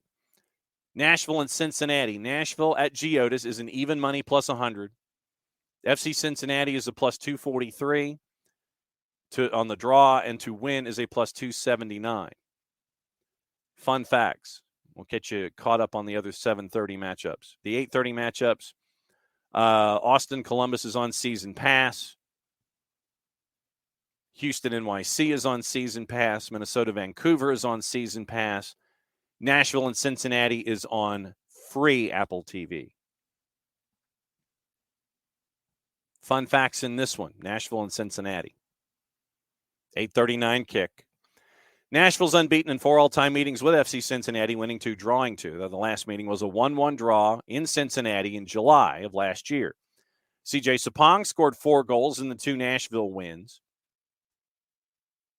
over Cincinnati, and in July and October 2021, Honey Mukhtar recorded assists on 5 of the 9 goals in those games. Nashville SC returns home after suffering their first loss of the season 1-0 at New England on Saturday, where it won their first 2 matches this season, both 2-0. Nashville's won 5 of their last 7 at home, drawing 1, losing 1, dating back to last season, outscoring opponents 17-4 in those matches. FC Cincinnati came from 3-1 down in the final 10 minutes to earn a 3-3 draw at the Fire on Saturday. Crazy match. Marked the first time Cincinnati had collected a point in an MLS match in which it trailed by multiple goals at any point, having previously lost all 49 such games in the club history. Nashville SC has turned the ball over within 40 meters of its own goal just 15 times this season, fewest in Major League Soccer. None of those 15 turnovers have led to a shot, one of the two teams along with St. Louis City SC that has not faced a shot after committing a high turnover this year. FC Cincinnati's come-from-behind draw with the Fire on Saturday extended their road unbeaten run to 8 straight regular season games, drawing 6. Dating back to last July, no team has gone unbeaten in 9 straight road games in nearly a decade since a 10-match run by Portland from October 12 to June of 2013. And for the home stretch, we welcome in Jarrett Smith for the sneaky rivalry that is developing between FC Cincinnati and Nashville as we are in This is not sneaky. We're gonna need to import some people from Cincinnati and from Nashville. They have hated each other for 1.5 minutes and 3/4. Okay. It is not as sneaky as people are thinking it is. They don't like each other. They're not that far away. The city of Louisville is the black gate that separates them from eternal warfare. Cincinnati and Nashville, they got beef, and Rich is right. It's back to their USL days. Nashville and Cincinnati, it's not friendly. So as we went through the juice boxes in this one, Nashville posted the clip the other day about somebody from Nashville being like, "Yeah, I don't like Atlanta, but Nashville, or I don't like Atlanta, but Cincinnati." Yeah, Cincinnati's a different level. Yep. Right now, Nashville's at even money plus 100. FC Cincinnati's a plus 279. Your draw's a plus 242. That draw number's looking pretty good. It is. So Nashville has done something, last game excluded, that I didn't really expect them to be doing, which is being really efficient at getting goals from people named not Hani Mukhtar. Yep. You got to stretch that out over the whole season, sure, but Schaffelberg looks like a great pickup for them. But they need to be able to consistently get production and goals from other guys. You can't have Hani Mukhtar carry you the entire way. Oh, come on. Why can't you? Where has it gotten you so far? Well, Joe, you know where it's gotten us so far. We've done. I don't know, Gary. Where has it gotten you so far? Done tremendous work defensively. It got you to a conference final for conference final or conference semifinal in your first year. I think it was conference final. It got you there in your first year. Ever since then, you made the playoffs. We made the playoffs, Joe. We made the postseason in Nashville. Cool. You know who you are? You're like a defensive, not pressing Red Bulls. Sure, you're making the playoffs, but you're just kind of there. They need somebody else because on those nights when Hani Mukhtar doesn't have it, like in the playoff game last year, where it wasn't having it. You got to get production from somebody else.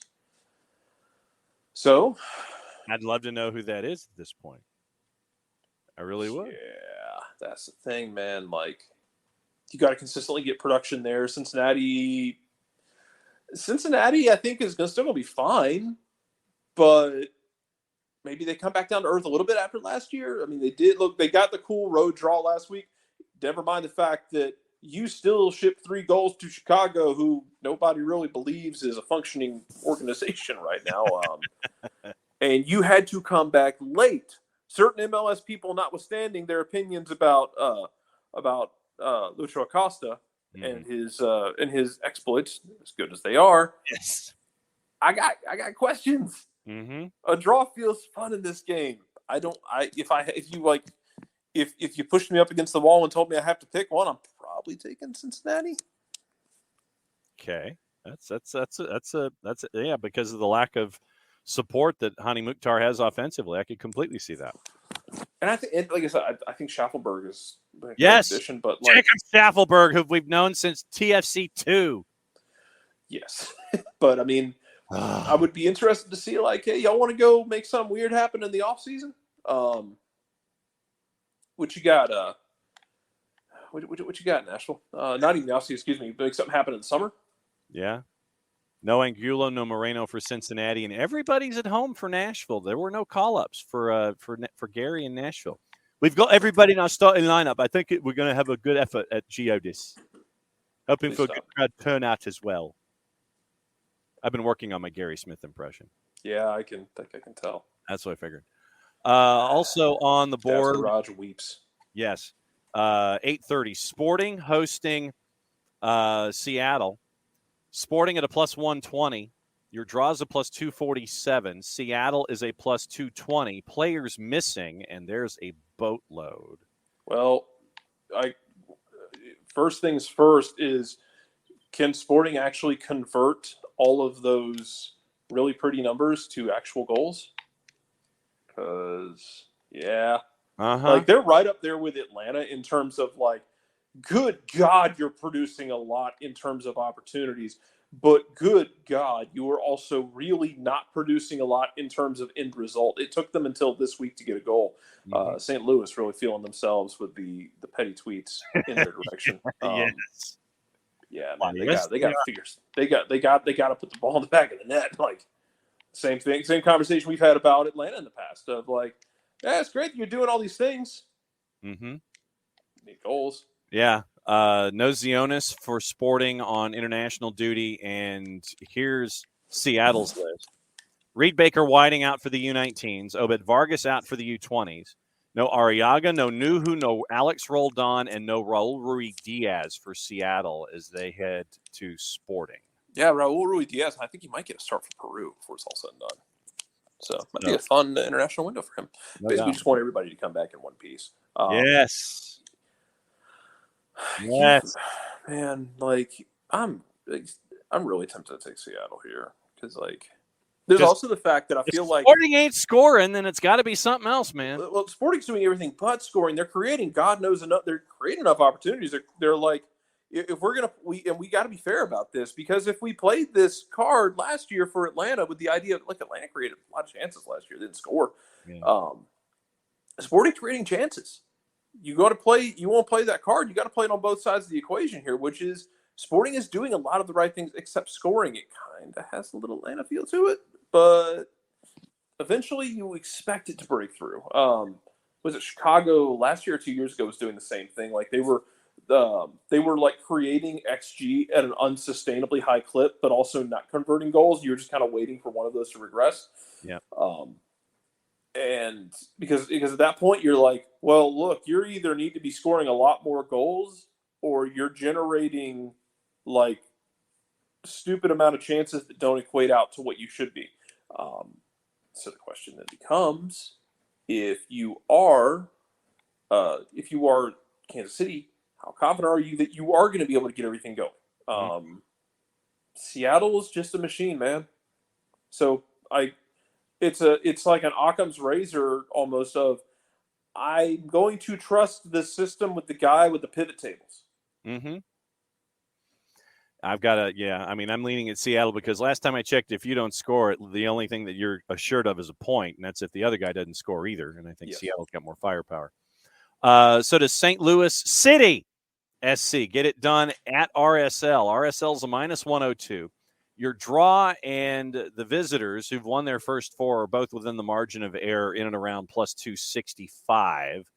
Let's see who's missing, if anyone. Hebert for St. Louis City SC, Miguel Perez with the U19s. And for Real Salt Lake, Gavin Beavers with the U19s, Diego Lunas with the U20s. Brian Ojeda and Rubio Rubin are out for RSL. I don't know. Rio Tinto to me has always been a very, very tough place to play. I think this is where it comes to an end. I really do. Rio Tinto's weird. Yes. Again, never forget. I think it was Rio Tinto that the Z-Man insulted with the Joswiak comments back in the day when he doomed Joswiak to mediocrity. He did. He talked about a cold night in RSL. Apparently. He's like, oh, if he scored against, he scored for Poland on the international stage, I think he can score in Salt Lake. Like, yes. No, one does not simply walk into the riot. No. You heathen. That is true. One does not simply walk into the riot. That is true. Absolutely. But you know what? I'm really tempted to keep taking St. Louis until they stop doing this. Also, at what point does St. Louis stop getting absurd gift goals? They've gotten 2 already in their first 4. I mean, the first goal they got against San Jose had some laughable defending where that ball's coming in from the left to right, kind of diagonal, and the San Jose defender gets his body twisted and just kind of like flops around like a dead fish around the ball, and it just kind of goes past him. And look, their pressure creates a lot of it. You're not just getting back passes that come up short or bad passes because they're just hanging around. Like, they pressure and create a lot of it. Here's the question for St. Louis. At what point do teams sit there and go, hey, man, and maybe RSL is that team to do this. At what point do teams go, it's pretty cool that you have the ball? Yep. Or that you want the ball? Here, you can have it. I'm going to send it 18 miles in the other direction. You be my guest. I don't want anything to do with this little ball. Get better.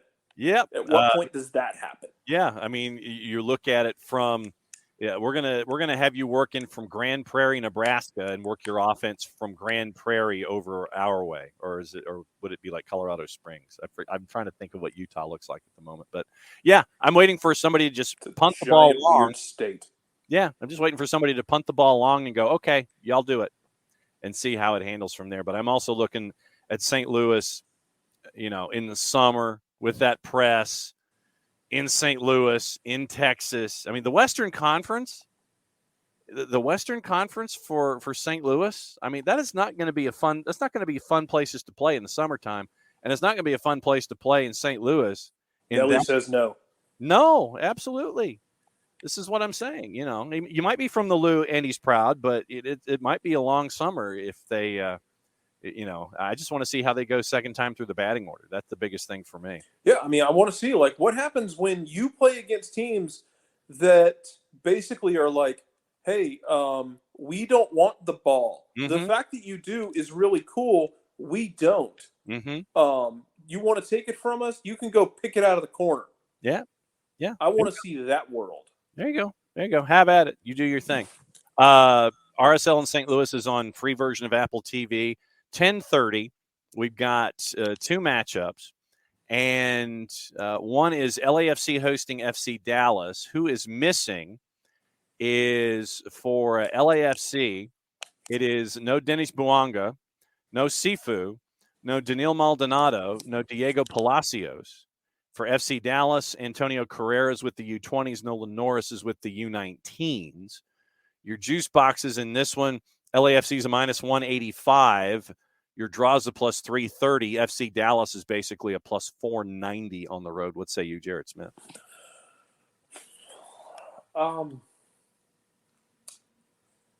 That's a lot of bodies out for LAFC. Mm-hmm. And it's going to be – I don't know how to pick them because in this sense, like, I really like what they're doing out there. Yeah.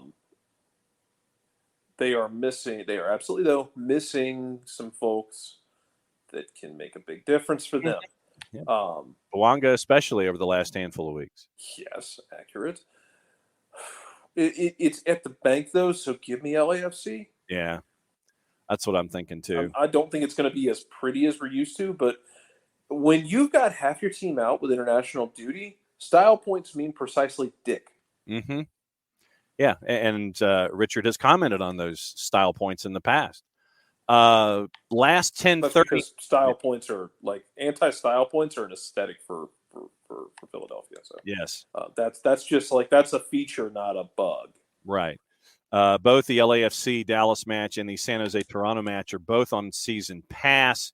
Your numbers in this one: Quakes at PayPal Park. PayPal Park. I feel like I need to say that just as quickly as I do Surgeon Ratcliffe.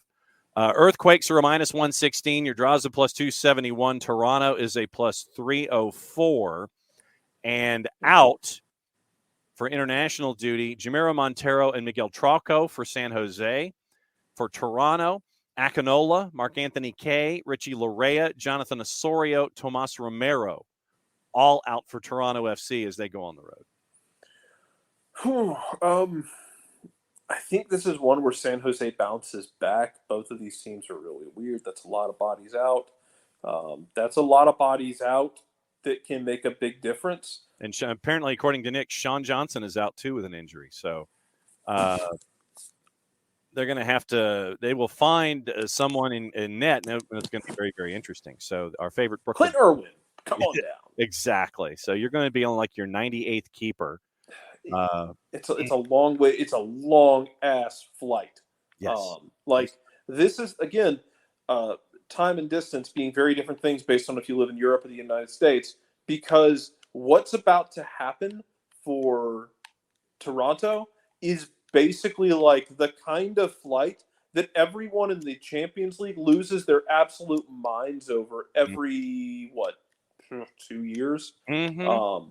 Where they're like, we have to go play, and we have to leave England, and we have to go play on the mainland. We have to go play in Eastern Europe. You have to go to Paris. 1,500 miles away. Who has ever traveled such a distance? Exactly. All right. So it's like, okay, it's an absurdly long trip. Alexander is the bottom line. Uh-huh. We shall see how that helps or hurts them. Yes. It will probably be drunk because as much as Atlanta and San Jose like to play drunken games with each other, San Jose just kind of has this thing where like drunken game is just, it's a feature. Yes. Again, it's a feature. Not a bug. Not a bug. Yes. It's a feature. Yes. Speaking of which, I've captained Christian Espinoza this week on my fantasy team. It's not a bad idea. Stuver, back four of Lovitz, Brandon going up against DC, Walker Zimmerman and Brooks Lennon. I've got Driussi, Ache, Espinoza captained, and Franco Ibarra in the midfield, Vela and Michael Ua for the fantasy team this week. And once again, if you haven't joined the fantasy league, go to Jason Wright Agency, Wright with the W Agency's Facebook page, or go to Jason Wright with the WAGEN on the Twitters, and you can get everything gassed up and figure out what you want to do when it comes to fantasy. And let's see if Patrick has posted his match week 5s. The answer is no, he has not. So keep an eye. Patrick N. Smith 82 and the Jason Wright Agency, Wright with the WAGEN on Twitter to get all your fantasy info. That's my fantasy team. Join the fantasy league at SDH, and you will have fun and experience community once again through the eyes of fantasy. Before we go, let me go top crippling number of short-term deals around the league just to get through the weekend. No doubt. Before we go, Toffer's got a question. If MLS insists on playing through international breaks, why not make the matchups exclusively cross-conference to limit the impact on the table? Also, in a couple of years, conference will account for 28 matches a season. Just make league standings conference play only and use cross-conference play as a tiebreaker, perhaps. So, to the beginning of the question, why not make the matchups exclusively cross-conference to limit the impact on the table in international windows if you're going to play in it? It's still going to be the same issue I have with the fact the way your setup is right now that makes the Shield much less valuable. Yeah, because not everyone's going to play the same. It's not like in Europe where you have a smaller league and you're playing the same teams. Like, one team might get to say, hey, we're going to go to the Western Conference. Okay, what are you going to do? We have to play LAFC. We've got to play Seattle, and we have to go play in Portland. Yes. Yeah, that's going to suck. What about you? We get Vancouver, Colorado with no Jack Price, and I don't know, maybe the hailstorm while we're visiting. Mm-hmm. Yeah. So I mean, it's not balanced at all. Right. It's a huge issue there. So I mean, but it's hard to predict it. To your point, Taka. I mean, I think it's hard to predict it though, because even though you want to do it like cross conference like that, one problem I have with it is that it's really tough to get it nailed down of just because you're playing you might be going to play somebody in a different conference. The people out might make that game very different than it would be otherwise. You might go into a game thinking, we're feeling really good about this matchup. damn, we're missing everybody and their mother, and all of a sudden it's a different animal. So Right. I mean, I don't hate the idea on the surface, But still, I have the same issues with, like, again, you can't just don't make it count. Like, don't take the supporter shield as seriously. Yeah, absolutely, celebrate if you win it, hold it up, carry it around. Treat it like Captain America's shield if you want to. Robles doing that back in the day is a GOAT moment in this league. yes, When he literally had a Captain America shield because they sent the shield to Toronto where Atlanta spit the bit. Always do that. Always do the Captain America thing with your shield if you want to. Just have fun with it. Go sliding down a hill if you want. I don't care. yeah, you use it in a snowstorm and use it as your sled. Nick says the only way to make the supporter shield valuable again is to literally make it from vibranium. Yeah, and that and to Taka's other point about like making it cross conference as a tiebreaker again, like I like the idea on the surface, honestly.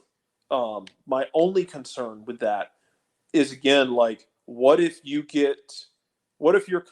cross conference matchups are what if your cross conference matchups there's an inequity are just a murderer's row, right? Or on the other hand, what if it's stupid simple? Yeah.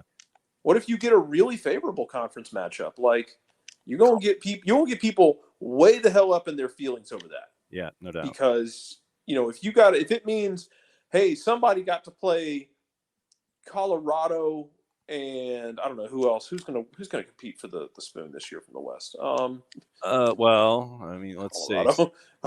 Colorado.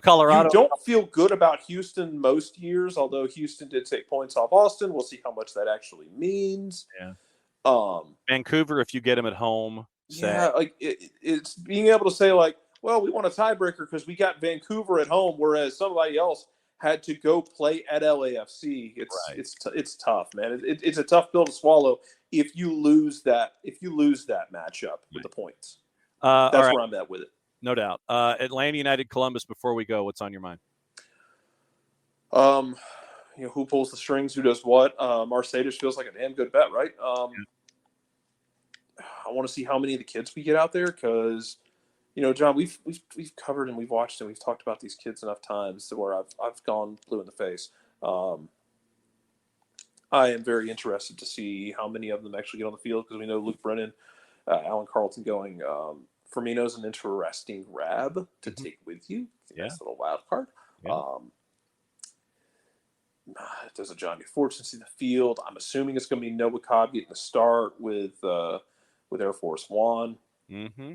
I want to see how you're able to create this chance and how you're able to manage the game because you're kind of going up there without Molnir or whatever the hell the hammer's name. Man, Scandinavian language is weird. You're kind of going to battle without it and without a couple other weapons. Yeah. So how do you make it work? Mm-hmm. I'm really interested to see how they because Miguel Berry's going to do work. He's going to work his tail off. But how much are you able to get out of guys like Luis and can Caleb Wiley keep it going? Because you got to make it something, but you have to make something happen. Yep, it's bottom line. And this series is it's a low key, really weird series. The road teams have had a stupid amount of success there. Atlanta always seems to play in what amounts to a hurricane in Columbus. Like there's never good weather for Atlanta Columbus. Exactly. It's always really weird. It's a low-key, really fun, weird game, even going back to the Atlanta-Columbus playoff game in 2017, which is still one of the most fun 0-0 draws you'll ever watch. Yep. It's a stupid fun game to go back and watch, even though it doesn't end the way you want to. Mm-hmm. Because of partially because of a goalkeeper who, by the way, that sounds like he's going to be leaving Man City. Yeah, that's true. So Probably you've got all that. Oh, and we got twos this weekend also. We do have twos. Looking forward to it. New England Revolution 2 coming to town. We'll get to see everybody up at the Fraction on Sunday night at 7:30-ish kick. And Jason broke the news in hour number 2 about the home for your home matches for Atlanta United 2 in 2023. Commonly referred to as soccer down here in the SDH network. very, very cool for us here at the network and as to be a part of the family. God, and Jason's going to be missing one day, and it's just going to be caddies at Bushwood. He's going to be like on a trip to like the frozen. He's going to basically be in like a. He's already missing the Daily Show now, and it's caddies at Bushwood. I know, but like that's different than that's different than like Jason's missing, and we have like, you know, doing the Daily Show and it being missing is a different animal than like, hey, we're going to do a radio broadcast and the caddies at Bushwood are, oh, hey, Nick just crashes into the party on the broadcast or something dumb like that. Yep. We haven't talked about the men's national team and Grenada. Biggest thing is first and foremost, just to make sure that everybody's healthy. Yeah, nobody die. Nobody die. Two teams they never lost against in an official game in the competition created 5 years ago. Grenada Friday, El Salvador Monday. And what we'll probably end up doing is having visits from Bart, either Monday and Tuesday to discuss each. Once again, qualifying for the Gold Cup, advancing to the CONCACAF Nations League Final Four. First competition since the World Cup in Qatar. Quoting Anthony Hudson, these games are complicated, very tricky games. We've just come out of the World Cup. We have a really talented squad coming from playing at very high levels all around the world, playing in Europe, and I mean this respectfully. Certain places in the region, it's just different conditions, different stadiums, different fans. Austin just got smacked in the mouth by a team from Haiti that isn't playing league. Derek Etienne's going to see these quotes and come for you. Mm-hmm. The man was coming for everybody after the game the other day. Like, hey, I see what y'all are saying about Haitian teams. Yeah. Derek Etienne is about that life. He's going to come for everybody on comments like this. Yeah. Grenada's ranked CONCACAF. Yeah. Grenada's ranked 173 in the world rankings. And U.S. 13 has won all four meetings with the Caribbean island by a combined score of 15-2. Bottom line is, according to Hudson, we have to win. Have to win because the goal is first to get to the semifinal of the Nations League and qualify for Gold Cup. You get a result in Grenada. Only a win by El Salvador on Monday would earn Los Cuscatlecos the Final Four Nations League spot. USA is 19-1-7 all-time against El Salvador, 12-0-5 in official competition. Loss in 92 was a friendly with a B team. And so that's where we are with the U.S. So, nobody get hurt, get a win on TNT, apparently. And let's see. So, viewing habits today before we go. It is, if I could spell where I get my TV guide from. Buddy, I'm just sad that the World Baseball Classic is over. Well, everything else is just like the light in my life is gone out, man. Well, I mean, when I get to see two of my stars going up against each other for the deciding out and or run in the match. Hey, you know what? They got to play in a championship game together. That's true, and one of them won. Nice. Yeah, one of them won, one of them lost. AFCON qualifying on BN and BN Espanol at 9, noon, and 3. Sweden and Belgium's on FS1 at 3:45. FS2's got Bulgaria, Montenegro at 1. Grenada, USA is on TNT. 2 to NA has a triple header of CONCACAF Nations League 4, 8, and 10. Universo is your simulcast for USA and Grenada.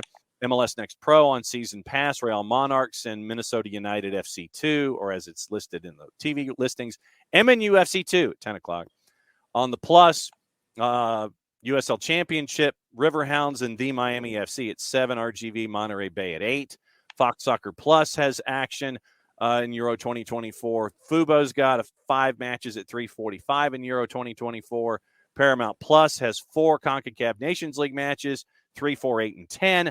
English Women's Super League at 3:30. Scottish Championship at 3:45. Inverness and Partick Thistle. Peacock is simulcasting Grenada in the USA at 8.